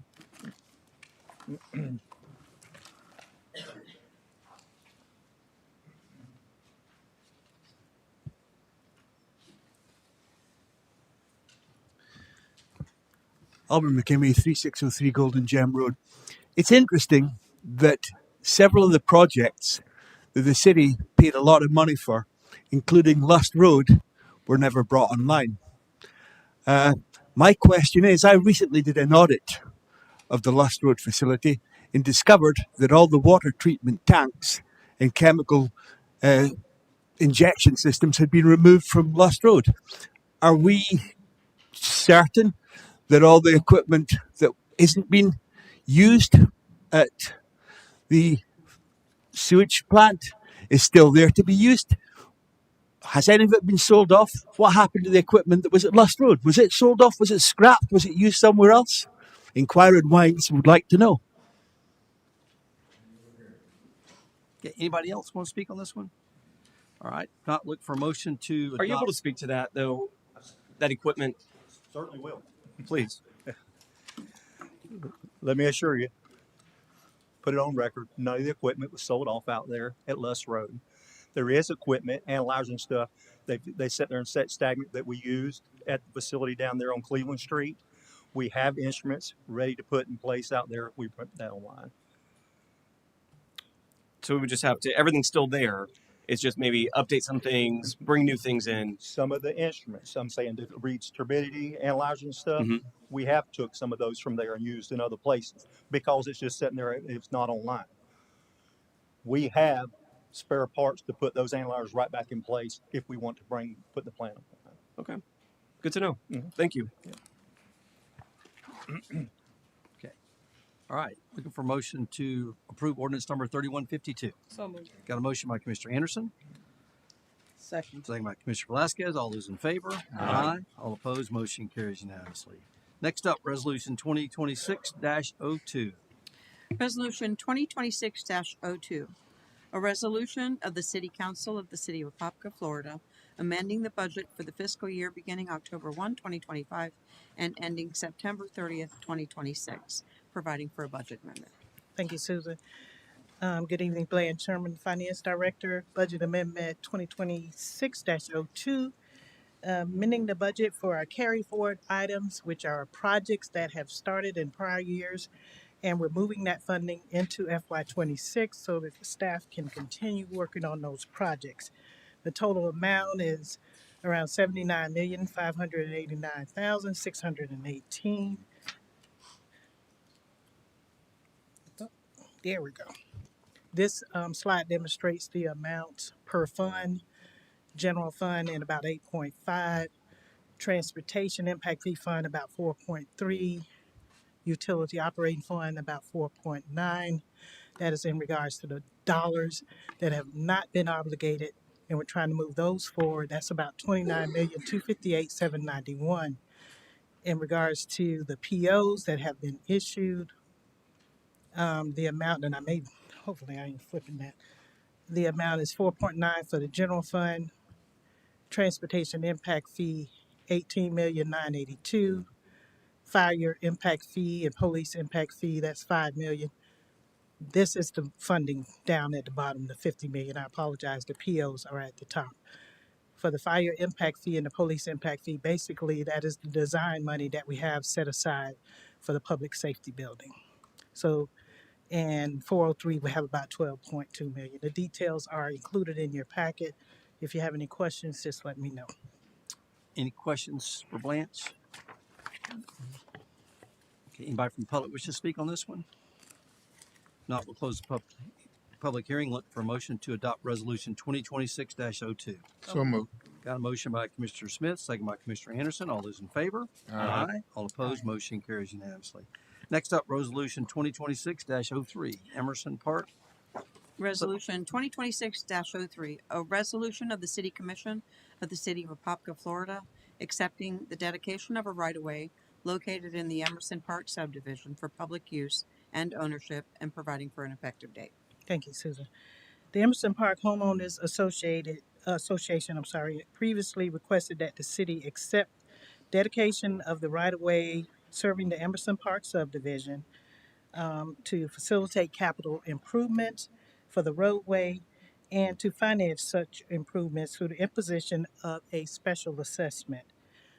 The work has been completed. We're now at a point that we need to transfer the road over to the city, and that's what this request is before you. Any questions? I know we have maybe one speaker want to at least talk about it. Just a minute. You good? Okay. Yeah, we had a dedication yesterday, so that was good. All right. Anybody else from the public wish to speak on this one? If not, we'll close the public hearing. Look for motion to adopt resolution 2026-03. So moved. Got a motion by Commissioner Nesta. Second. Second by Commissioner Velasquez. All those in favor? Aye. All opposed? Motion carries unanimously. Next up, resolution 2026-04. Resolution 2026-04, a resolution of the City of Apopka, Florida, relating to the State Revolving Fund Loan Program, making findings, authorizing the loan application for SRF project number WW4082D, authorizing the loan agreement establishing pledged revenues, designating authorized representatives, providing assurances, providing for conflict, severability, and an effective date. Thank you, Susan. The staff, we submitted a request to FDEP for state revolving funds. We were awarded, or basically authorized to submit a loan request in the amount of 19,166 for 3 projects that we had listed: the lift station generator for 1 million, the vertified clay pipe replacement for 12 million, and the rehab of the wastewater reclamation west plant for 25 million. We were authorized to submit a loan for 19,166 for all of those projects, and is 100% forgivable. We do not have to pay that back, but we do have to use it on the 3 projects listed. We don't have to use it on all projects, but we do have to use it on those projects listed. And at this point, the next step is to submit the loan application, which is due on March 12th. So I'm asking to proceed with this resolution so we can proceed with that effort. Any questions for Blanche? I just have one quick question, and we discussed this yesterday. Is it's a loan, so it's going to be a debt on our balance sheet, Well, but it's forgivable. So I guess what would disqualify the forgivableness? That was the question I'd asked yesterday. and again, I don't think we would have anything as long as we complete the loan application correctly. And I do have Misty Taylor and Joel Tyndall, our financial advisor and bond counsel, here for any more detailed questions. But I don't foresee anything unless we don't complete the loan application correctly. Well, I think if we don't complete the project, then it would be Well, I mean, no, he's saying no. not getting the money. I thought. No, I think we'll get the money, but what makes it forgivable? What would disqualify us from? Yeah, that's when what would we have to pay it's it back? like a grant. If you don't spend it, then you have to send it back. And so then what project? So are we going to match, because it's 38 million total of these 3 projects. I know that's not a required match, so I'm using the wrong terminology there. 38 million total of projects. What are we prioritizing, and how are we prioritizing that? Well, based on discussions, we were talking about pursuing the rehab of the wastewater west plant. That's about 25 million. And I did talk to our city engineer, and he said the 25 million is a cost that was provided by one of our engineers, Tetra Tech, and so that's a valid number. So we do have a $6 million gap there. So we would have to incorporate that in our rate study, in our rate model, and update it, which would not be a problem. Again, we're looking at our rates anyway to do a reduction. So the impact of that will not impact us doing a reduction. Well, we're adding $6 million to the need. So I don't see how we could reduce rates while having a $6 million increase in need. Because we have other things that we're factoring into the rate reduction that can offset that. And then the West plant, remind me of where that's located? Just west of the East plant. It's just behind the city, the Public Works main office. Yeah, the west plant is basically at the Apopka Water Reclamation Facility, where Public Services Complex is. The east side is the 5 million gallon a day new plant, and the west plant is the rehabbed old plant. And what capacity would this increase it to? So right now the plant has a 3 million gallons a day capacity treatment. But rehabbing it, it will probably take it to bring it to the new standards for the BMAP. We'll probably bring it to 2 to 2.3 million gallons a day. Additional? No, it will be kind of a reduction because of the improvements for treatment. Okay, understood. So it's reducing efficiency, we'll call it a little bit, but increasing its effectiveness. Correct. Okay. And that's going to be 25 million then? That's going to be around 25 million, yes. Okay. So basically, that's the only project that we're going to be getting done out of these 3. Yeah, so typically we're looking at 1 million gallon a day typically will cost at today's rates about $50 million. 50 million? Yes. Wow. So technically we get it to 2 million. This is a $100 million new investment compared to 25 million rehab. It could potentially go to 2.3 million. So it can be even a better saving. Okay. So the lift station generators, that's not going to happen. The clay pipe replacement, that's not going to happen. It's just the west plant being rehabilitated. Correct. I mean, we do have funds in the budget. I think for the clay pipes, I think we still have some. I know we have for asbestos. We do. Okay, So, understood. mhm. I guess our conversation, I just didn't direct the questions properly yesterday to understand that. I thought we're kind of hitting the low hanging fruit first and then hitting the higher stuff, but we're doing the big ticket item right now. And then so we still won't have those generators or the clay pipe. Okay, understood. Thank you. Okay. Well, we think we'll come in under the 25 million. We're pretty confident that we'll be under 25 million. So we Mrs. should have money Sherman's left. look does not echo that same sentiment. I don't know. That came from Vlad. So I asked that same question that the mayor is asking here of Vlad. So I'll let him answer that. Okay, so so these are the latest numbers we got from the consultant that it's going to cost somewhere between 20 and 25 million. So we estimated, let's say 25 million. Okay, but that still uses to 100% rehab of that those pump. funds. Yeah. Okay. Yeah. So we still wouldn't have anything left over. Yeah. Okay.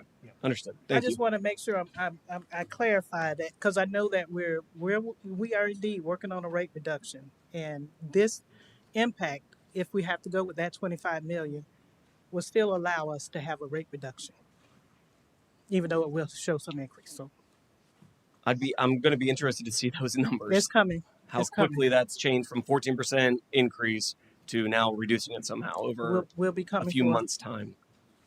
Okay. because Thank we you. do have to update the rate model for all of this. Okay. Okay. Any more questions probably for Vlad on projects? No. Thank you. Public comment?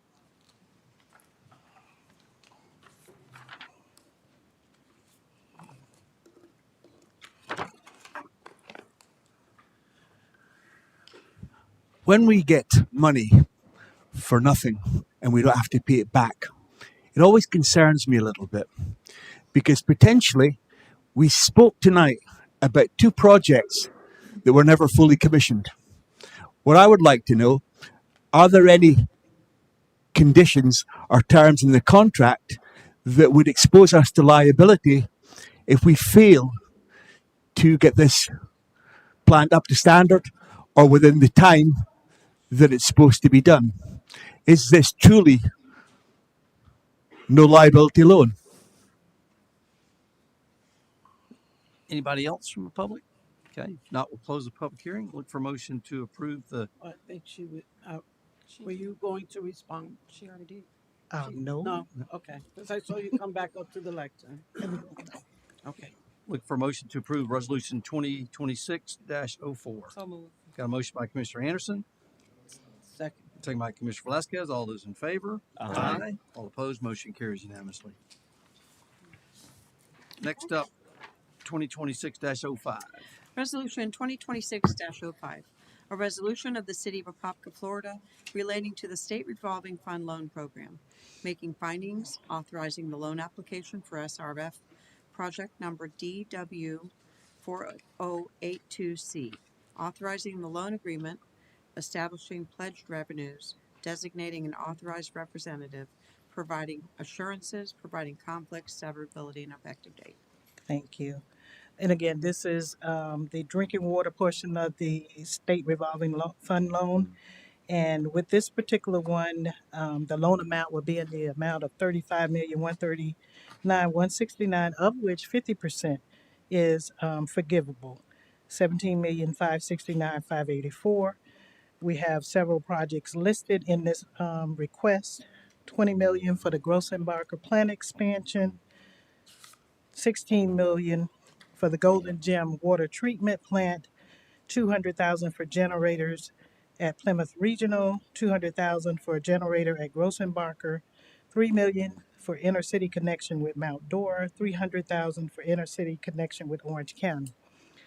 Same as before, I compared the projects here with what we already have in our rate study that is already accounted for, and we do have $17 million for the Golden Gem water treatment plant, and about $2 million, I think, in debt for Grossenbacher. So based on what we already incorporated in our rate study and the forgiveness component of this, we should be able to do the Grossenbacher plant expansion and the Golden Gem project without having an impact on our rates. Any questions for Blanche? I do. Okay, I see. So you're saying we have 17 million already built into our rates, into the model. plus the other 6 million as well from the previous. No, the 6 million on the it is not in the rates, not on the previous. What I'm saying is we'll have to update the rate model to incorporate that, but because of some updated projections and new revenue streams, we still will have a net reduction in our rates. Okay. Again, interesting to see that math. The 50% forgivable, is that based on? It's just 50% regardless of what our loan amount is. So it's not Yeah. like if we only spend 17 million, We have to match it with the 17. no matter what. Okay, Yeah. gotcha. I didn't know It's a if we just matching. stay at 17, it's all forgivable then. It's Okay, a matching. understood. So it's going to be the Grossenbacher plant at 20 million as a priority, and then Golden Gym And water Golden treatment Gym plant. as a priority. And then, do we have and I apologize for not asking this yesterday, for the Golden Gym water treatment plant, do we have the land already to put that on? Or do we have to purchase that land or obtain it in some capacity? And again, I apologize for not asking this yesterday. Yes, we have the land. We're looking at a 3.7 million gallons a day capacity. Basically, we'll require 2 ground storage tanks, and it's going to be unmanned facility. It's going to be like the other, like Northwest, like Schiller Oaks, and Plymouth Regional and Mount Plymouth. So only the Grossenbacher water treatment plant is a manned facility. Okay, so it's not a huge footprint then. Correct. It's overall. Yes. So it'll fit on that. What is our Golden Gem site about 100 acres, 110? Its total is 100 acres. Okay, and that'll fit on there. It's going to fit on that northwest side, just below the entrance road. Okay. So Understood. technically, we need about 5 to 6 acres there. Okay, and then we have that already, Yeah, I even think with the easement of the power lines going through that. Correct. Okay. Yeah, Understood. it's gonna be on the west side of the power line. Understood. Yeah, closest Correct. to the road. Yes, closer to the road. Okay. Thank you. Any questions? Any other questions for staff? Okay, not public hearing, public comment.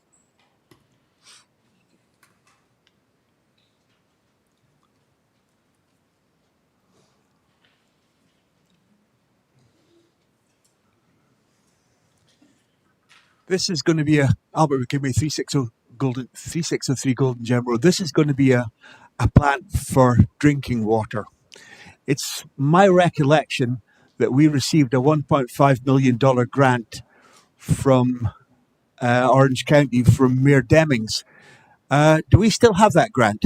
Did we return the grant? Or how does that? That was from Congresswoman Demings. Congresswoman Demings. I remember seeing the photograph of you accepting a check in there. Do we still have that? Is that applicable to use on there? Will that save us some money? Did we use that already? Yeah, that was for the tank. Yeah, that was just completed.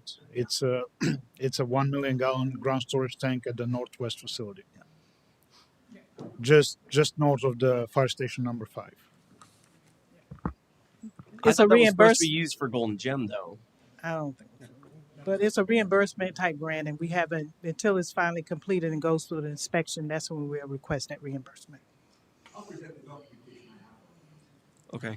If that's the 1.5 for the one that's just complete. Come on, Rod.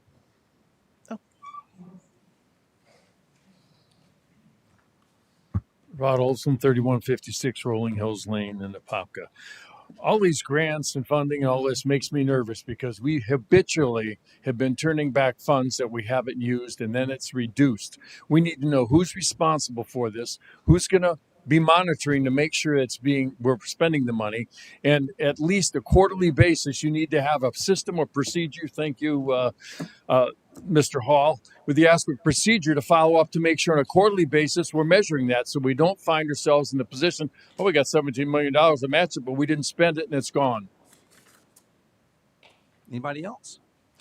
No. Close the public hearing. Look for a motion to approve Resolution 2026-06. Got a motion by Commissioner Anderson. That one's 05, I'm sorry. I'm sorry, 05. I'm sorry. Yes, 05. Got a motion by Commissioner Anderson. Second by Commissioner Smith. All those in favor? Aye. All opposed? Motion carries unanimously. Thank you. Next up, Resolution 2026-06. Andrew. Resolution 2026-06, a resolution of the City Council of the City of Apopka, Florida, establishing a policy authorizing the advancement of city funds to the mayor or city commissioners for legal expenses in certain non-criminal actions or proceedings, providing for conditions of advancement, reimbursement requirements, limitations on funding, and administration, providing for an effective date. Thank you, Andrew Hand, Assistant City Attorney. Our office was directed to create this resolution. We can go to the next slide here. What you'll see in the presentation are the 5 points of the resolution and what it entails. So the purpose of the resolution is to create a formal policy that authorizes the advancement of city funds to cover legal expenses that are incurred by the mayor and this commission in certain non-criminal actions, while ensuring that reimbursement to the city would be required if the official is not successful in that action. This section number 2 is the applicability. Once again, this is only for this board. We see the language including but not limited to. Once again, specifically, this doesn't apply to any type of criminal actions, but we're looking at ethical investigations proceeding under Chapter 112, Florida's ethics statutes, any legal challenges to the official's qualifications to hold elected office, any internal investigations regarding conduct on the city level, and allegations or violations of the city charter that are civil or administrative. Again, this is including but not limited to, so there may be other actions that this does not exclude. The big distinction is that we're talking about civil as opposed to criminal. When we go on to Section 3,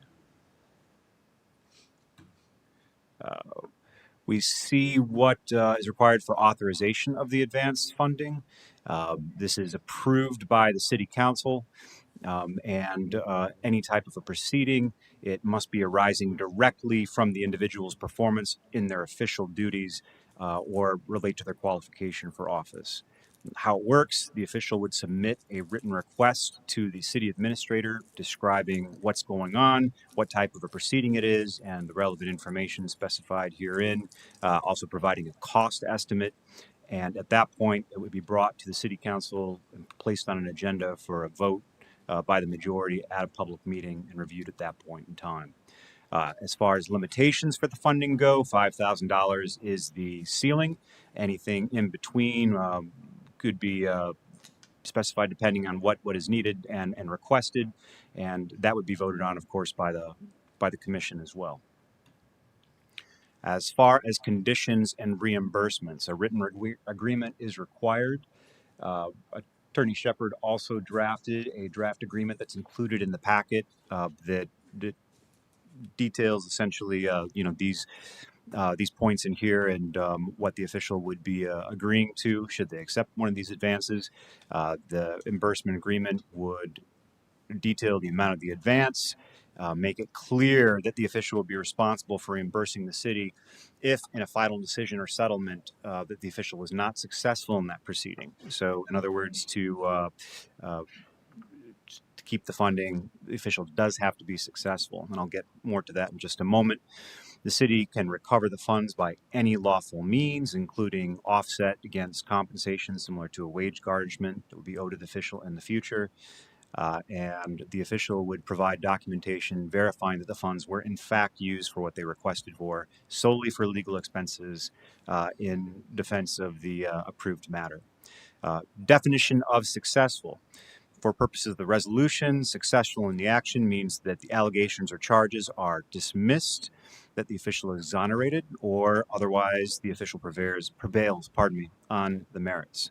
If indeed the official is determined not to have been successful by the parameters I just mentioned, then the official will be responsible for returning the full amount of the advance to the city.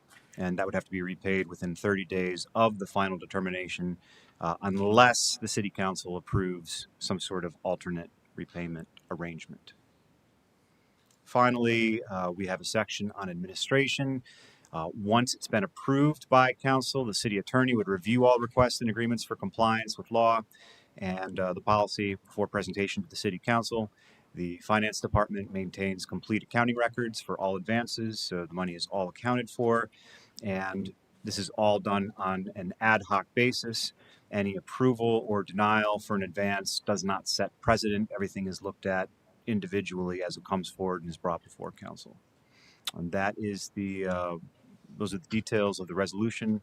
As I stated, you also have an agreement to review as well. Happy to assist in answering any questions that I'm able to. Okay, any questions? for I Andrew?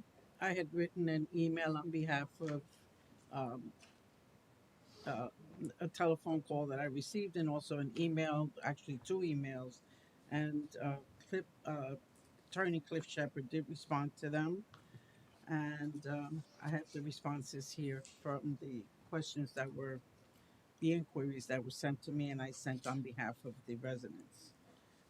The other thing that I wanted, just as before I came here, under section 2 where it says You want to share with us what?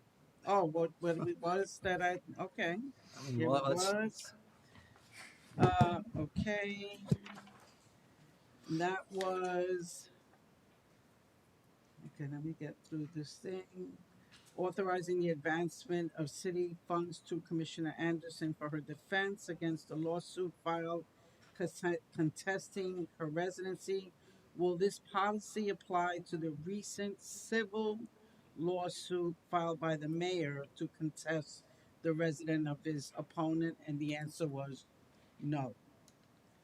The other question presented in the civil lawsuit filed by the mayor, he also named the Apopka city clerk in the lawsuit for failure to verify residency requirement.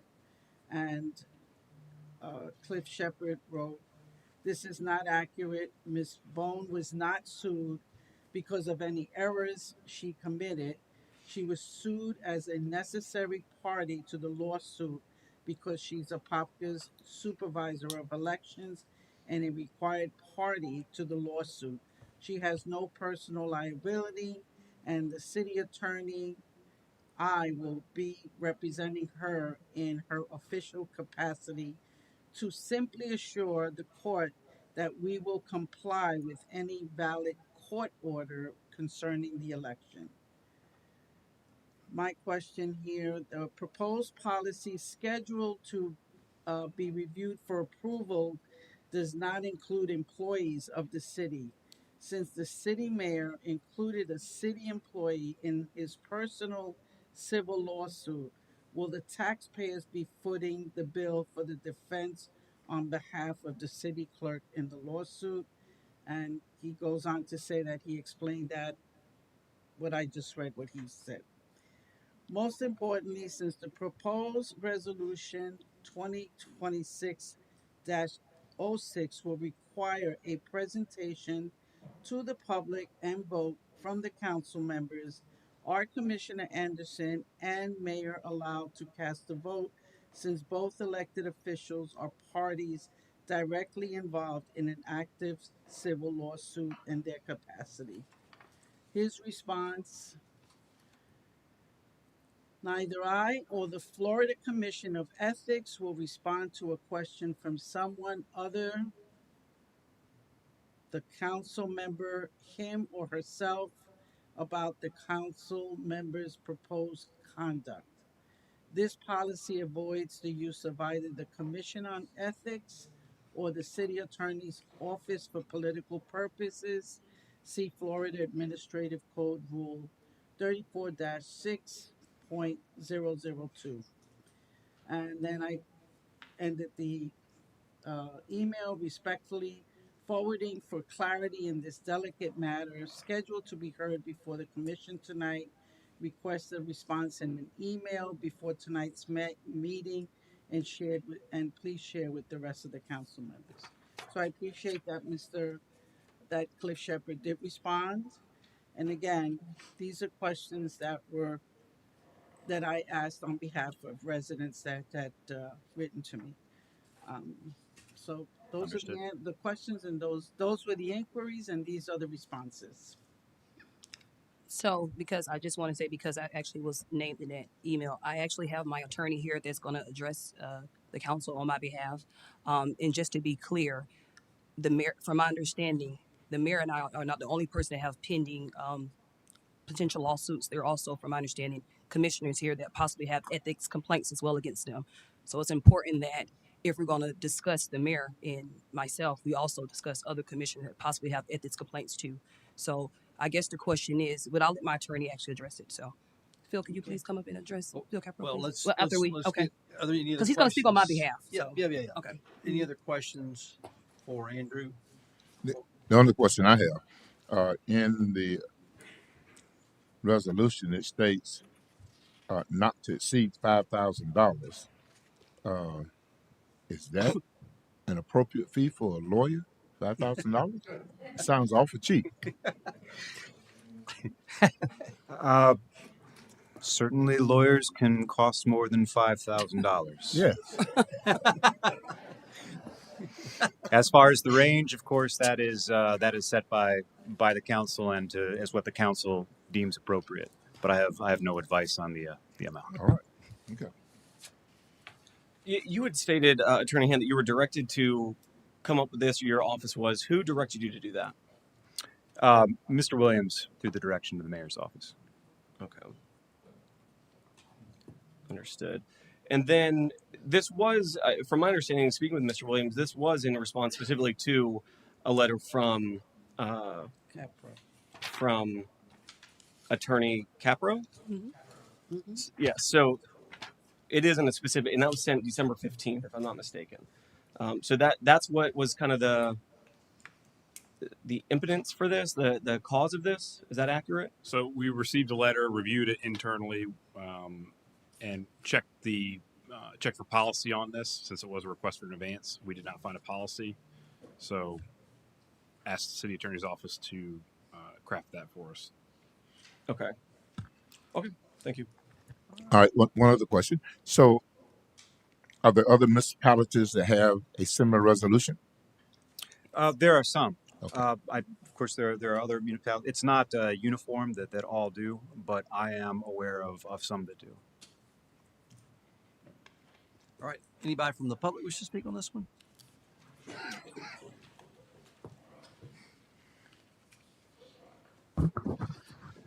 Leroy Bell on Apopka. This, man, this is outrageous. You are elected officials,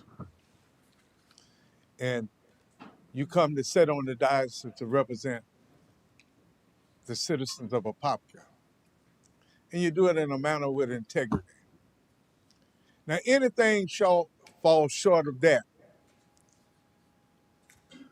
Whether you get off or you're found guilty, you need to be responsible for your own bill, because if it's a citizen out there, if something happened to them and they get charged, the city ain't coming to their rescue. And Commissioner Nestor just asked and said that the city manager, he's the one that started this inquiry. But if you remember a while back, they had an ethic violation on the mayor for lying. Then the mayor comes up, and the mayor bring it to the city council to ask for a vote for himself to be reimbursed with city taxpayer money. This make no sense. We see how that the diocese are set up. Whatever this man in the front seat wants, you guys give it to him. So all somebody got to do, Commissioner Anderson, Commissioner Smith, or Commissioner Vasquez, all you got to do is come up, and you want a lawyer, all you got to do is make a motion, and you got the vote to pass it. That makes no sense. Well, man, it just, why are you browbeating the residents this way? If you wasn't so corrupt, you wouldn't have to do this. You're the one that filed the lawsuit. You the one need to pay for it. And whatever baggage you bring up here about where you stayed or where you didn't stay, we didn't hire a lawyer for you. You hired the lawyer. You need to pay him.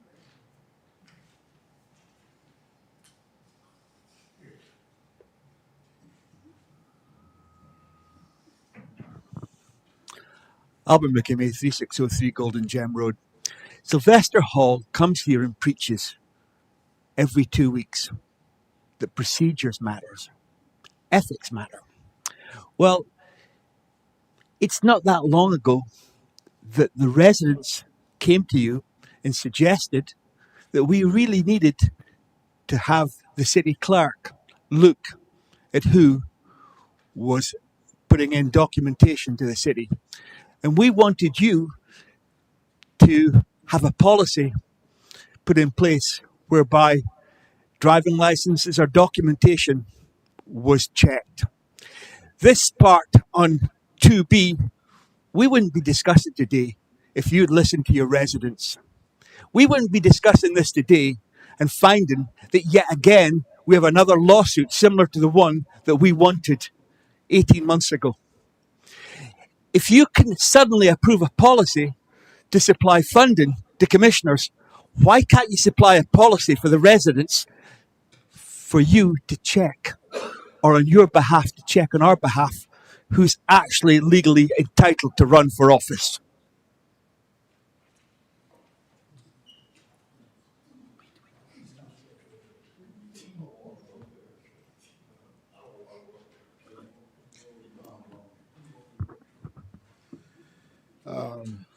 Sylvester Hall.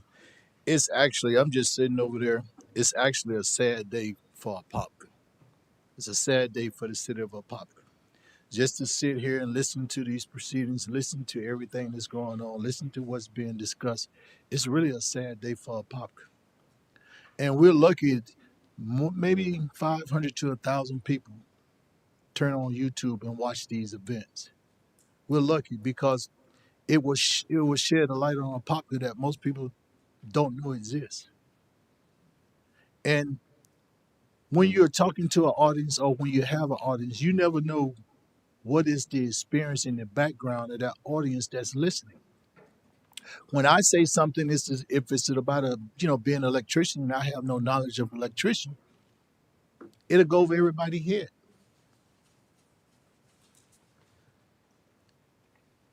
When we normalize the abnormal, we desensitize the truth to the point the truth doesn't matter anymore. How challenging is it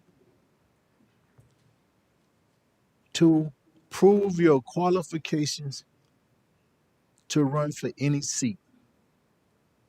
I mean, the qualifications are basic. The requirements are very basic, but we don't turn this into where we need lawyers to do basic things. That's why I said make it make sense. It's very cut and dry and it's very basic.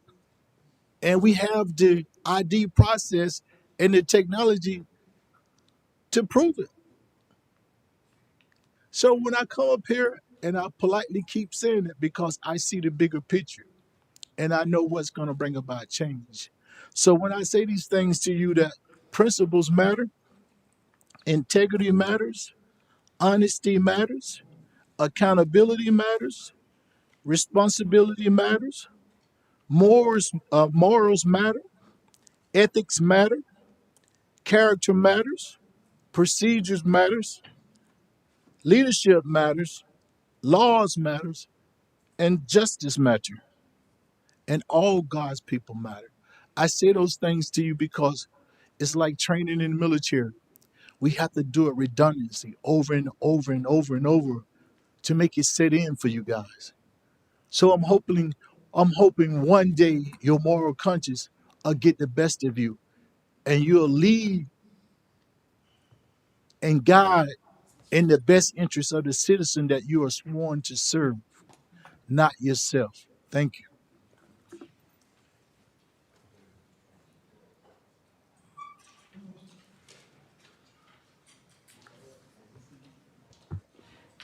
Rod Olson, 3156 Rolling Hills Lane. A couple things and a couple questions, I guess. I'll look at it. 679 pages, or 769 pages. I apparently missed this item on the agenda, but I did read a little bit.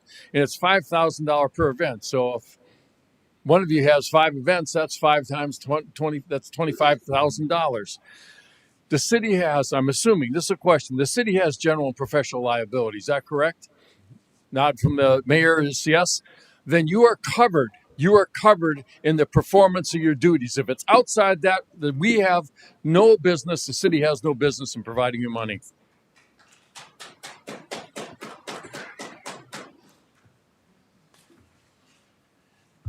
Ace Woodham. I was wondering if I could borrow some money. I got some things I'd like to take care of, and y'all are happy to pass it around among yourselves. I'm totally against this. Y'all are elected by the citizens of this community. You knew what you were stepping into. We voted you in to be good stewards of this community, to be good stewards to us, to the laws. We've been stuck to, pushed on.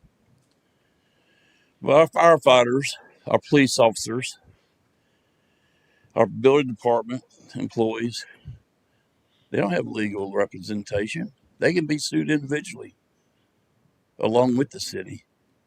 But if they get a lawsuit against them for something they've done wrong, not criminal, they can get sued. And y'all are coming up here as elected officials wanting this position, and y'all want us to pay your legal fees? And this looks like it's already preset. The attorney's sitting here with a bill in his hand and waiting for the mayor stopping him for saying anything till after the vote. How rigged is that? Okay. It ain't our responsibility where you live, you don't live. If you break the laws, you break the laws. And then you want us to pay for y'all's ignorance? Think about a fire paramedic out on the scene of a car accident. One little mistake was wrong. All of a sudden, he's got a civil suit against him. The city's going to go over there and say, man, I wish you a lot of luck. Because y'all ain't going to do a damn thing about it. Or a police officer pull someone over. Something might not go right. Not say you shoot them or anything else, but something minor happens. Good luck on your suit. Hope you'll be back Monday to go to work. Y'all are idiots. And the biggest one's sitting right there in the middle of you. We already paid for his little clubhouse meeting over at whatever that is, where all the little elected officials go to, Tiger Bay. We paid for his lawsuit of $400 or something, and now we're getting ready to pay up to $5,000. That's already pre-planned, sitting here waiting to go. Just rubber stamp it. Y'all need to think about the rest of the employees, the ones that work and bust their ass every day. From the water people, road construction, building departments. You need to think about them. And you're up here. Anyway, pitiful. Anybody else? You want to take a break? Yeah, okay. We need to take. No, we have one more. No, we need to finish this halfway through. This needs to be. I got to go. Commissioner Smith. I'm sorry, I'm just going to take one moment. Come on. Just as a bystander, because, this is my first city council meeting, and I find it absolutely enthralling. I had no intention of staying, but, I watch the social media and I see all the stuff. And I try not to get caught up in the negativity because I really love the city I live in. I love the students I teach at Apopka High School. I love the people I work with. I hear a lot of great people in this community with some fantastic ideas. And I really appreciate Commissioner Nesta for all the questions he asked, because I don't know half of what you guys are talking about, but his questions give me the opportunity to kind of get it. So I appreciate that as a citizen, because honestly, I'm sure they're all in documents and I could access them, but You know, I have my own world too, raising twin 18-year-olds trying to go to college. So, one thing I want to speak to is one thing that we can all agree to is we're all human and we're all fallible. Not one of us can stand here and say we're infallible. One thing I think we can all agree on is that we all deserve mutual respect.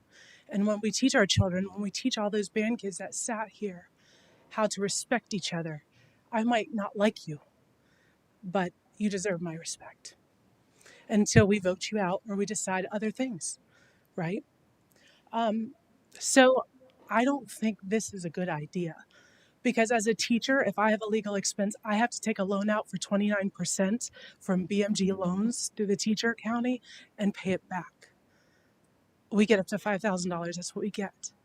I don't know any. I'm sure there's other precedent for this. I don't know of it. I don't think $5,000 is enough to pay for a lawyer either. I think, you know, most of us could have enough credit card room for that or whatever. But I think this needs some revision. As a person that's sitting here, just looking like, if you're going to give someone money, then you got to charge interest to pay that fund back because somebody else is going to need it, and or you know. In teacher land, what we do is we decide, hey, someone might need sick days and they might have them. So we have a sick leave pool that we donate to. Maybe you guys could have a legal pool you all donate to and have an account if you feel that's necessary. There's other ways to go about this. I don't think, as a citizen looking at this, this just feels sketchy. And I'm just saying that as respectfully as I can. It doesn't seem right. But it maybe needs some revision. It maybe needs some things. I respect what you all do. I respect all the opinions in here. It's been great listening to you, and I thank you for the treat. I've really enjoyed it because it is very. I don't think this will be my last meeting because I really do enjoy. I love buying cars, so I love the haggle. So I do enjoy that you guys are all trying to make this a better place for my children to come back to when they come back as an adult, for my kids that are in our schools. I really appreciate that. So just thank you so much for everything. Okay, so Commissioner Smith, will you, let's take a 5-minute break, Commissioner Smith, and we'll be right back and we'll wrap up with the attorney.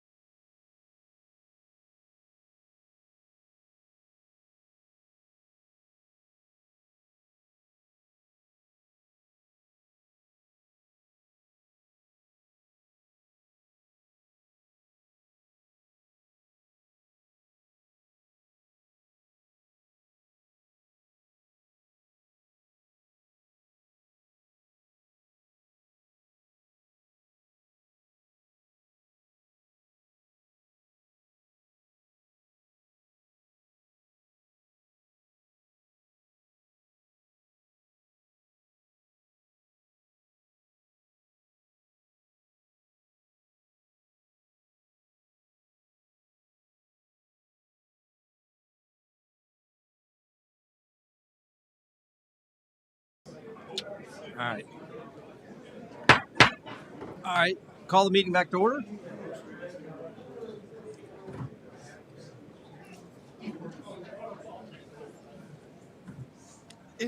Before you get started, I wanted our attorney just to, because a couple of comments that were made that we need to try to clarify. You talk about employees and their coverage under the city's policy. Just, I know you want to be pretty broad, but just to, Yes, sir. By under Florida law, it's within Chapter 111, actually 111.07. Municipalities are authorized to provide a defense for employees that are sued within the official scope of their duties.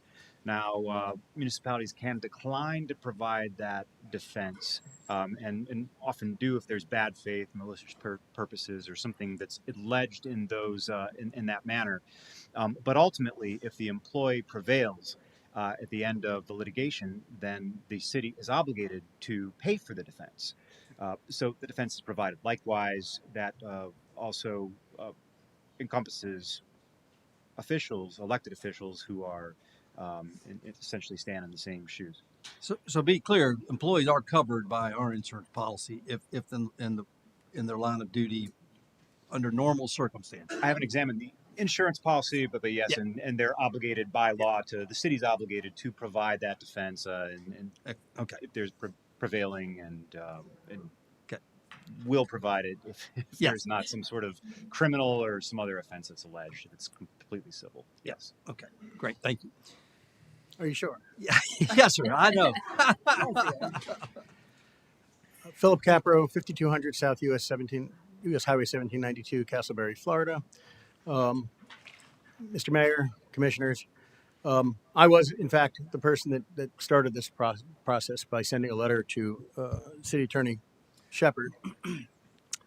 And the reason is, as your Deputy City Attorney just shared with you all, reimbursement to a commissioner or a mayor or anybody else that works for the city upon prevailing is non-discretionary. You all have discretion under the statute to say, go fight it and then come back. However, as I pointed out in my letter, which I believe you all have a copy of, there's precedent in the state of Florida, particularly under a case called Thornburg versus City of Fort Walton Beach from 1990. So this is not new.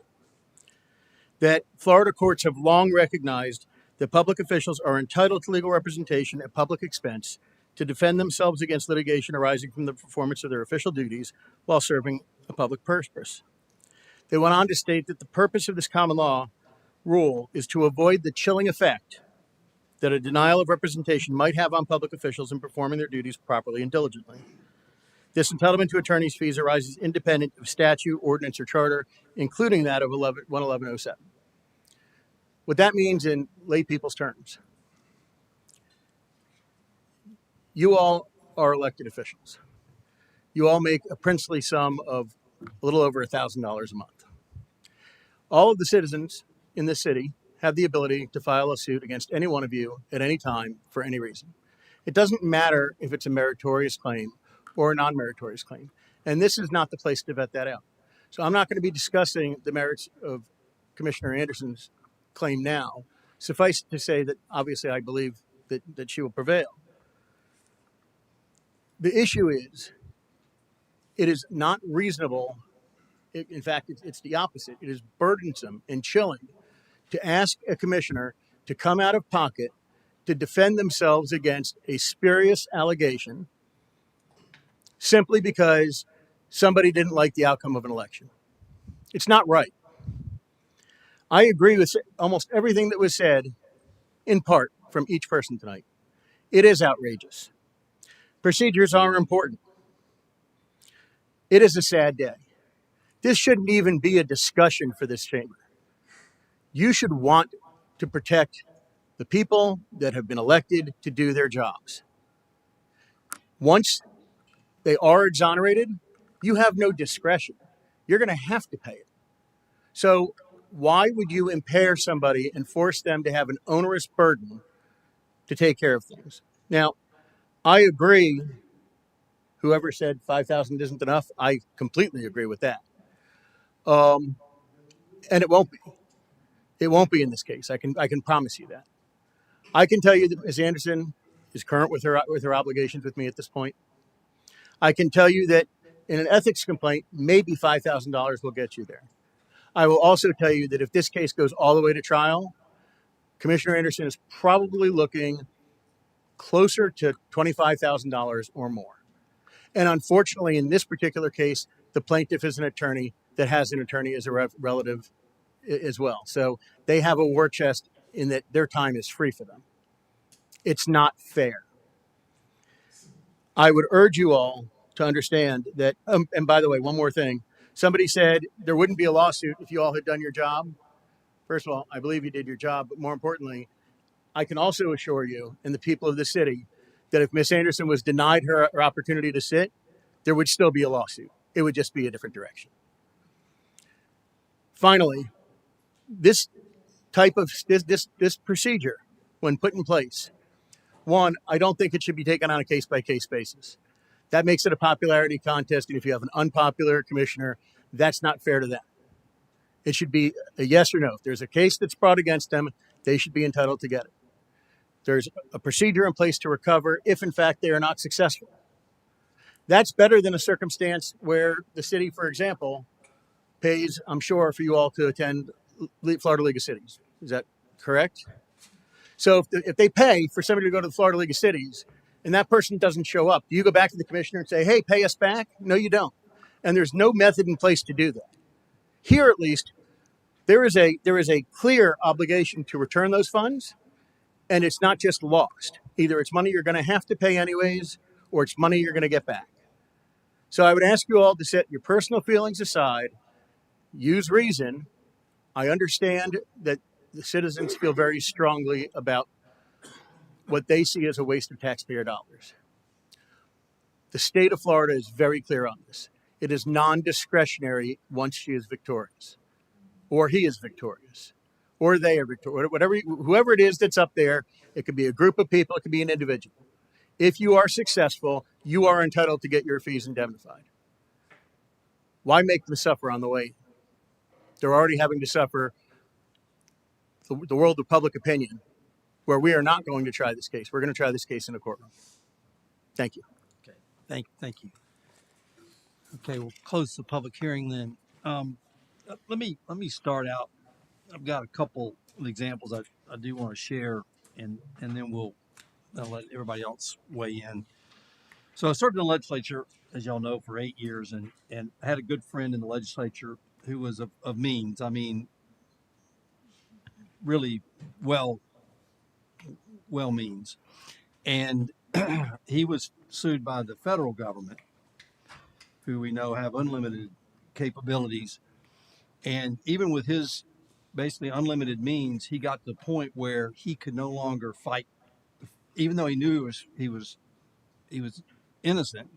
He couldn't afford the fight, so he ended up settling the case.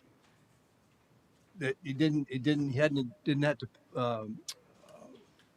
He wasn't found guilty, but he wasn't found innocent. And the only reason he did that is because he couldn't afford to keep the fight going. So this is somewhat of that case. I mean, at some point you resolve, whether you've got a lot of money or little money, at some point you're going to exhaust the funds you have that you can to pay to fight for another day. So I want to go back, and then we'll go a couple of other examples I've got. So when I got into office, there were two ethics violations against the former mayor. One of them, he was found guilty of, and he paid the restitution. The other one, he was found not guilty, and guess what? He came to city council, and you know what I did? Voted to have his court costs and attorney fees paid back. I did that. I go fast forward, I have an ethics violation. Well, Commissioner Smith had an ethics violation. 5-0, everybody agreed to pay for his attorney fees. I come forward with an ethics violation. I'm found not guilty. And I got two members that vote against me getting repaid, even though I was found not guilty. It makes no sense. Either you're not guilty and you pay the money back, or you're found guilty and you end up you pay those attorney fees. And so we need to be consistent here that we've got this job for the pay that you guys make as commissioners. You need to have protections. I mean, there's no doubt that this job every day can be trying and difficult, and the pay that you get a lot of times not deservingly. So I think the policy is good, and if we need to raise the number, I'm fine with that. We just came up with a number. We didn't have any real basis for the number, but if it needs to be higher, and it sounds like that's Commissioner Smith brought up, maybe it needs to be a higher number. But I can tell you, to serve in this position without adequate protection, that you can fight the fight to the end if you know you're not guilty, is something that you ought to have that representation. And so I think as we move this, as we talk through this resolution, I think we need to protect not only this council but the next council and the council after that, so they have the protections they need if they're being unfairly discriminated against and sued and taken to court. So with that, any other comments, or be happy to.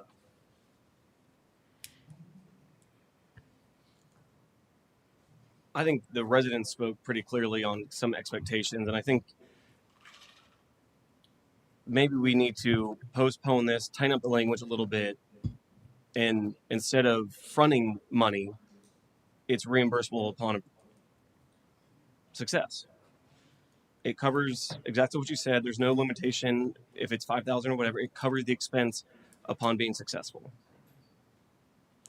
So let me just be very clear, and I only can speak for, and this is resolution, I'm going to talk about my personal experience. So in regards to, my attorney already spoke, so I don't want to do any, I'm not going to talk about my defense, because this is about kind of what's going on now. I support this wholeheartedly, and I just have a question for the council. Is there anyone else that's currently facing any type of ethics complaints or anything? Not me. No, not that I know. Commissioner Smith, are you? No. Okay. Commissioner Nestor, are you facing any ethics complaints right now? I am. Okay. So, and let me just clarify that too, is that anybody at any finished. time, similar to what your attorney said, anybody can sue anybody for any reason, whether it's fact-based or not. So I wasn't finished. Whatever comes with that. I wasn't finished. I don't plan on asking for reimbursement, just like I've never been reimbursed by the city for any of my expenses. I wasn't finished speaking. So I just want to make sure that it's clear there, though. Okay, go ahead, Commissioner Anderson. Thank you. So I wasn't able to finish speaking. In addition to that, I think it's important that we move forward with this, obviously. In addition to that amount be increased, and that maybe we can get a recommendation from the attorney, what's an average cost of legal fees if someone has to go to trial. I know it can range from, Yeah, that's not a number that I know that I can provide for. This covers a number of different types of proceedings. Mm-hmm. I don't have a number that I could give you. Each one is an ad hoc case that's very different. So why don't we just postpone this, tighten up the language a little bit, increase to a number everyone's either we are not. with, I'm not recommending to postpone it, and you can do a motion to postpone it, but I'm moving a motion to move forward with it. Yeah. Well, let me just say, when the ethics complaint was filed against me, I knew I was innocent, and so did everybody else. But I still had to hire a lawyer, to go to Tallahassee, and I paid my own legal fees. But once I was found not guilty, I came back in the city, reimbursed me for my legal fees. Now, fortunately, I was able to do that. Everybody's not able to do that. I know of another elected official in another city that a lawsuit was filed against her. She went to court and ended up having to mortgage her home in order to pay legal fees. And that's just not the way it ought to be for a public servant that's serving in a position that's been elected by the people, that should have to put up their homes or take out equity in their home in order to defend themselves when they're found innocent. And as an attorney said, that if the individual is found innocent, we got to reimburse them anyway. And so all this resolution is doing is giving them the funds in advance. And then should they be found guilty, then they repay the funds. They're employed by the city, and so we're going to get the money back one way or the other. So because of my experience, and the reason why I knew about the other person, because when I was going to it, they came to me and they talked to me and gave me some good advice. But an elected official shouldn't have to mortgage their home or take out equity in their home or whatever, or take out a loan to defend themselves when they're serving the public. And we keep talking about these are taxpayers' dollars. Well, we're taxpayers as well. So these are our dollars also. And so it's an opportunity for us to do something that's going to make a difference, not just for this one individual, but for anybody that sits on this dais in the years to come, should this resolution pass. Can we have him removed from the chambers? Yeah, that's two. You. It's out of order. Mayor, point of order. Let's bring Just this point of back order. in. There's a process in place if that is what's needed. Offer the warning and then you take care of it.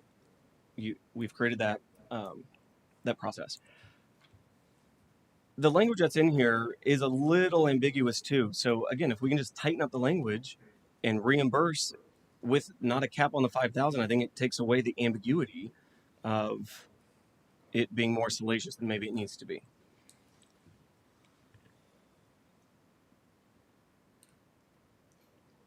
And what language are you suggesting we tighten up? Well, it's what gets interesting is that the city attorney has to review it to possibly make an opinion on if it makes sense or not. I don't really know. And then the council has to then approve that. And then is there some issues there with that? And then also, how is the payment made? Is it paid directly to the commissioner? Is it paid when invoices are created from the attorney? Do they then have to become a vendor of the city? There's a lot of gray area here that I think if we can tighten that up, it would make the residents feel better. I think we have an open discussion now, so whatever suggestions, we should make it now. Andrew, what do you see anything that needs to be tightened up? Well, I'm happy to discuss, each one piecemeal. I'm just opening up the actual resolution itself. And then, to be honest, I'm not huge into doing it on the fly like this, and I don't want to try to negotiate this right now. I think we just postpone it one meeting. We can basically have some dialogue with the attorney one-on-one, make sure everyone's comfortable, and then also understand the financial process of this as well. Who's getting paid? How's it getting paid? Who's making the proof that it's getting paid to where it's supposed to? There's processes that aren't in place that we had can't be answered yet. We received this on Friday. When was this uploaded, Radley? This document uploaded on Friday. So if we had any questions or wanted anything added at that time, we should have emailed the attorney. This is not the time now on the dice to say, let's postpone it because you have questions. If you had those questions, you had suggestions, you should email the attorney then. I understand your position. Well, I think we wanted to prove this one like it is. Prove it like it is. Come back and if you want to adjust it, we can do another resolution at the next council meeting. I mean, yeah. I move to approve the resolution as is, and if anyone wants to amend it next meeting, bring it back forward to be amended the next meeting. Got a motion by Commissioner Anderson. Oh, wait a minute. Andrew, should she be? The attorney cannot comment on that. That was already written in the response. Yeah, well, to be clear, if we want to be, if it's a conflict for me, it's a conflict for Commissioner Nestor because he had the ethics complaint. You also have, so it's that not means for me because I'm not asking for reimbursement. Well, I haven't asked for reimbursement either. Right. Your attorney letter just did. No, he asked. That's the letter. I haven't asked for reimbursement yet. So that's just a general policy. That means anybody voting that policy mean they can't ask for advancement. Okay. Attorney, what do you think? I mean, well, I can't comment on the conduct of other council members when asked about. Well, my attorney is here. Attorney Capper, could you advise me if I'm able to what I understand from the Florida Ethics Commission, there is no problem. Okay, okay, so Thank you. you've reached out to them? Okay. Mhm. You reached out to them? Me personally, I did not. They would not talk to me because I'm not. Oh, the point. Mhm. Okay. Commissioner Anderson, are you ready to, I mean, I, I, what I'd rather do is you recuse yourself and see if we can't get the Okay. votes without you. That's what I'd like to I'll see. recuse myself for now. Okay. Okay. Looking for somebody to make that motion. Then so move. Motion by Commissioner Smith.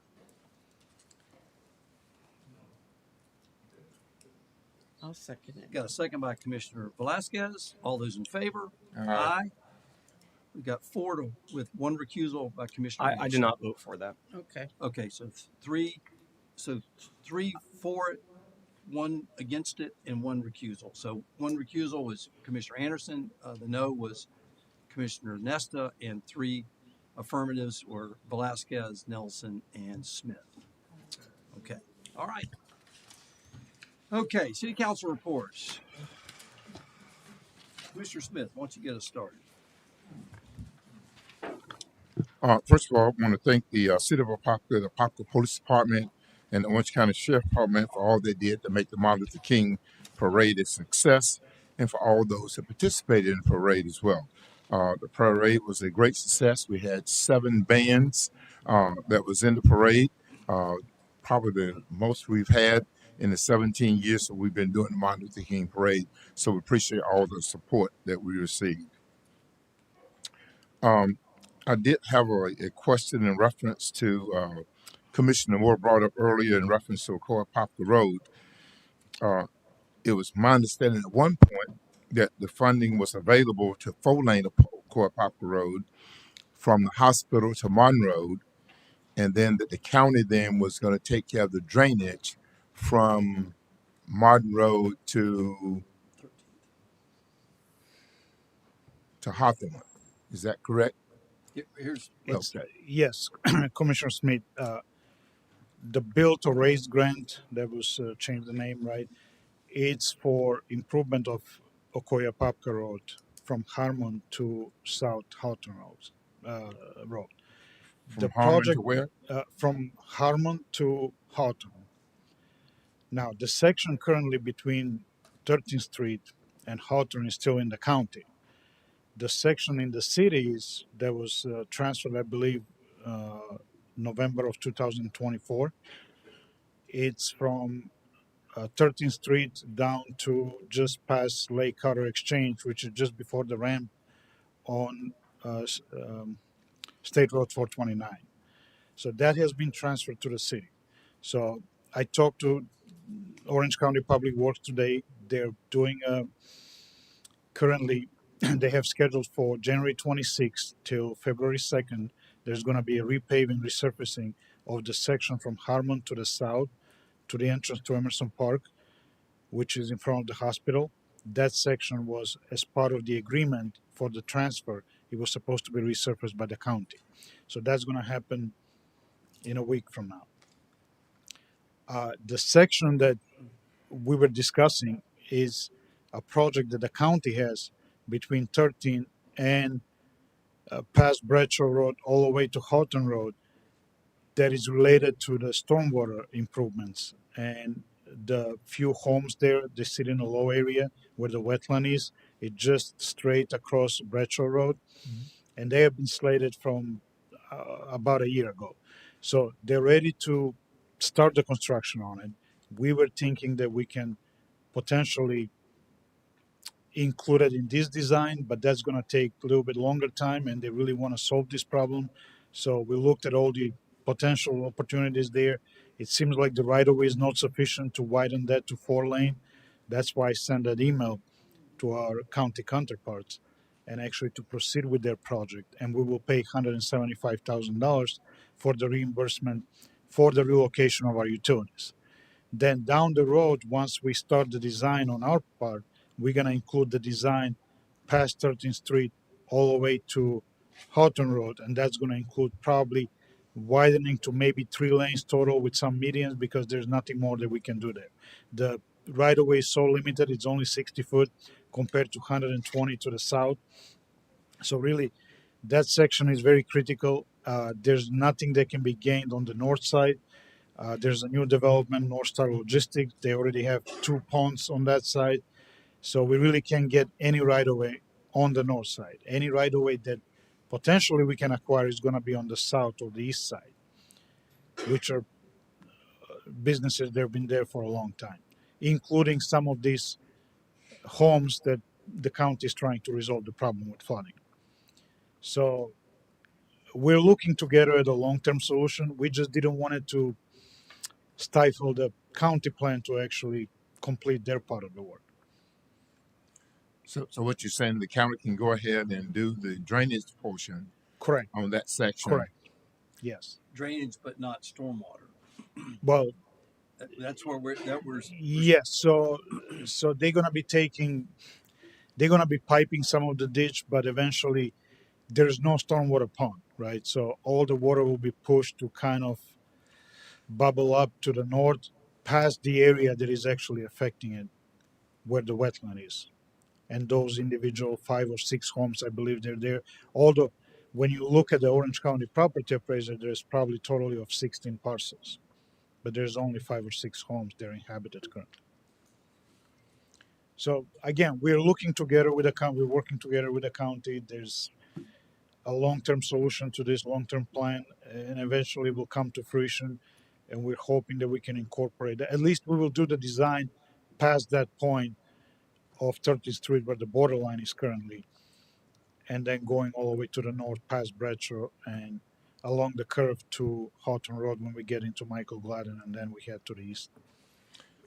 because the land on the end of Bradshaw has flooded out. You know, we think Correct. there's money, some of the federal disaster money that will go toward condemning those properties there so they can make a proper retention pond. So the retention pond, just doing the stormwater without a much bigger retention pond, we really haven't accomplished much. So that, which is the county's part of Yes. the agreement. That makes sense. You know, Yeah, because really the race fund, it needs to, I think it was sometime in September of 2029 where the project needs to be ready by then, and then the money will be allocated, and it will be available till sometime September of 2034. So it will take some time for the whole process. So you're saying it's going to be 2029 before that's 4-lane from the hospital to Harmon? I mean, Yes. to Martin? To 13th Street, yes. But in the meantime, the county can go ahead with the drainage. The that county they will plan on proceed. doing. Correct. The county will proceed with their plan. They already have a contractor acquired for that. Everything's been approved on that side. They just gonna break ground probably very soon. I would say probably within a month.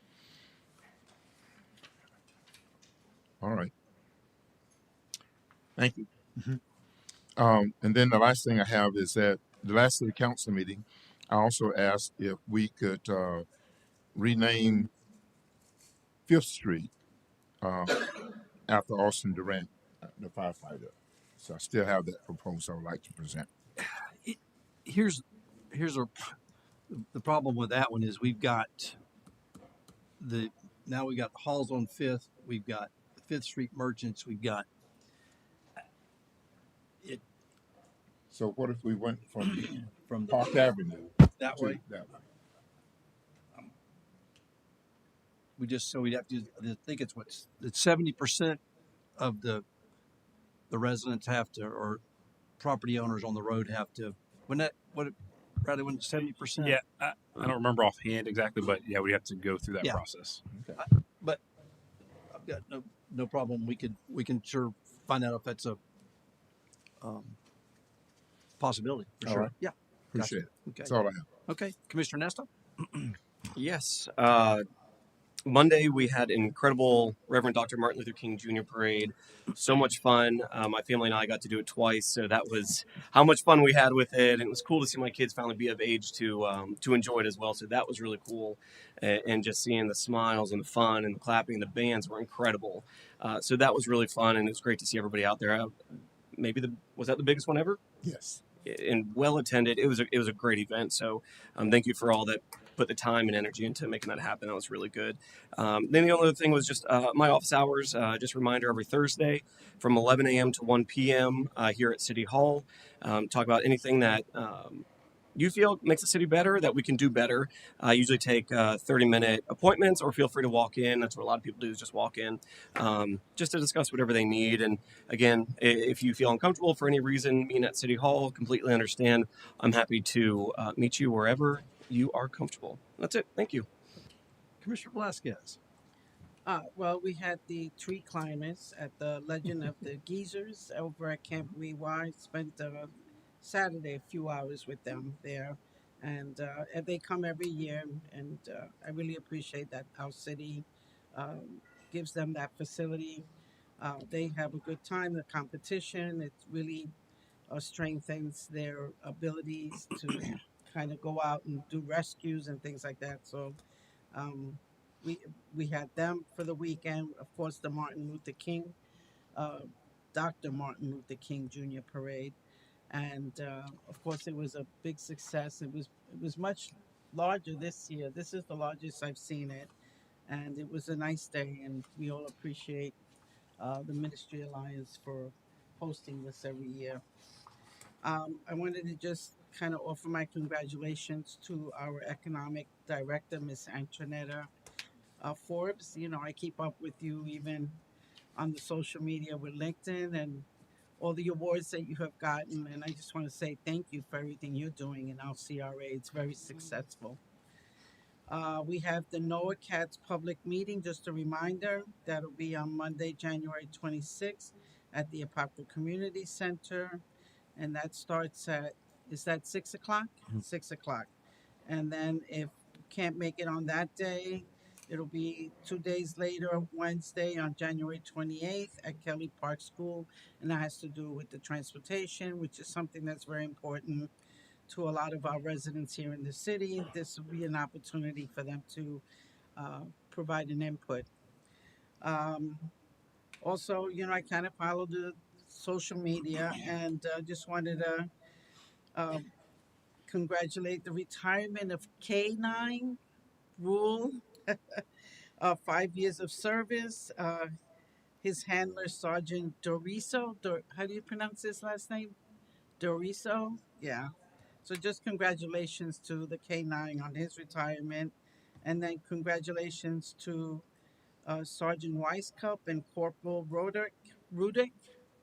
And that was the graduation from the Southern Police Institute Command Officer Development uh, course. Is that right? I saw that.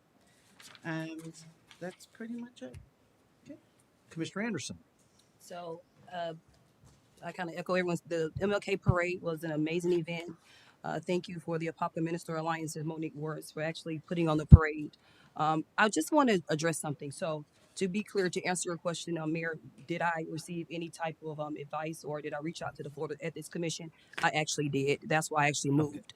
So I'm going to read from the commission what their opinion was in regards to that. Council Member Anderson, you asked whether you may vote on a matter that will allow the city to reimburse you your legal fees, legal expenses derived from public capacity. Normally, the voting conflict law found in Section 112-31433 Florida statutes would prohibit a public officer from voting on any matter that will to special. Sorry, it's kind of small. To special private gain or loss. There is, however, and give me a second. Exception to the rule found in Section 123155 Florida statute. It says no public officer shall be prohibited from voting on a matter affecting his or her salary, expenses, or their compensation as a public officer as provided by law. In Commission of Ethics Opinion CEO 88-46, the commission opinion that where the common law provides that a public officer is entitled to representation at the public expense in a lawsuit arising from performance of official duties while serving the public purpose, they may vote to allow reimbursement without violating the voting conflict law. Thus, you may violate vote on the reimbursement of your legal fees if the lawsuit arises from the performance of your official duties while serving as a public purpose. Please let me know if you need any further information. This was from the Deputy Executive Director of General Counsel, Stephen Zawitsky, who gave that opinion. So I was able to vote. So I just want to just clarify Okay. that.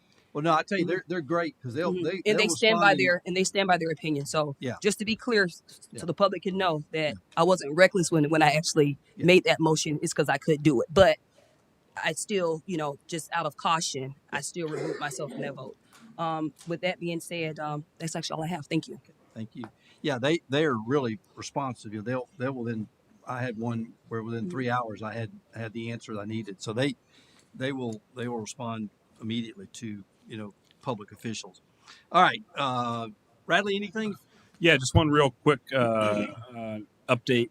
I did send an email this evening before the meetings began with some information. I know I spoke at the agenda review meetings with you about Orange County Board of County Commissioners considering moving forward with a local government infrastructure sales tax initiative. Again, they're in the process of that. They have requested technical assistance from the Trust for Public Lands to help assess the current state of potential sales tax initiative. So that email just kind of highlights where the county's at. The ask of the city right now is for staff to kind of prepare some broad areas that we could utilize this additional funding if it were to go to ballot and be approved. And also our capital project list that we have currently and upcoming, that projects that would be beneficial for the city to utilize that funding for. So we're looking to get that information back to the county by the end of the month. As more information comes available in that process, I will certainly share that with you. They are looking to move pretty quick. The Trust for Public Lands is looking to do use the rest of this month in February to conduct some research, do polling and surveying in March, and provide an update to the Orange County Board of County Commissioners by late March, around that time frame. In the email, I also did provide the link to the County Commission section of the meeting where they had a presentation on this last Tuesday. So, just want to provide that update to you, and we'll share more information as it becomes available. Thank you, Radley. All right, just a couple of quick things. We've got a fundraiser Friday night at the market, farmers market on 5th Street. Got an Eagle Scout project that I think she came forward to the city council a while ago about a dog obstacle course that she's going to be putting in at our dog park. So anyway, if you get a chance, come out between 6 and 9 Friday and meet her and see what she's going to be putting in the dog park. So be a good thing. Second thing is Saturday Sounds will be this Saturday, 5 to 7. So come out. It's the Spasmatic, so 80s music should be a good time. And then February 7th will be Saturday Sounds with After 5, and they were the band that played New Year's Eve here on 5th. And then last, I want to shout out to my good friend over here, Virginia Street. She made the peach cobbler for our homeless. We sheltered them on Thursday and Sunday. Also, shout out to First Baptist, sent some volunteers. The Word of Life sent some volunteers. Trinity Baptist sent volunteers. First Presbyterian sent volunteers. And a big shout out to One Family Church who provided the facility for the cold shelter. So thank you to all our church folks that helped make that possible. And so thank you all and have a good night.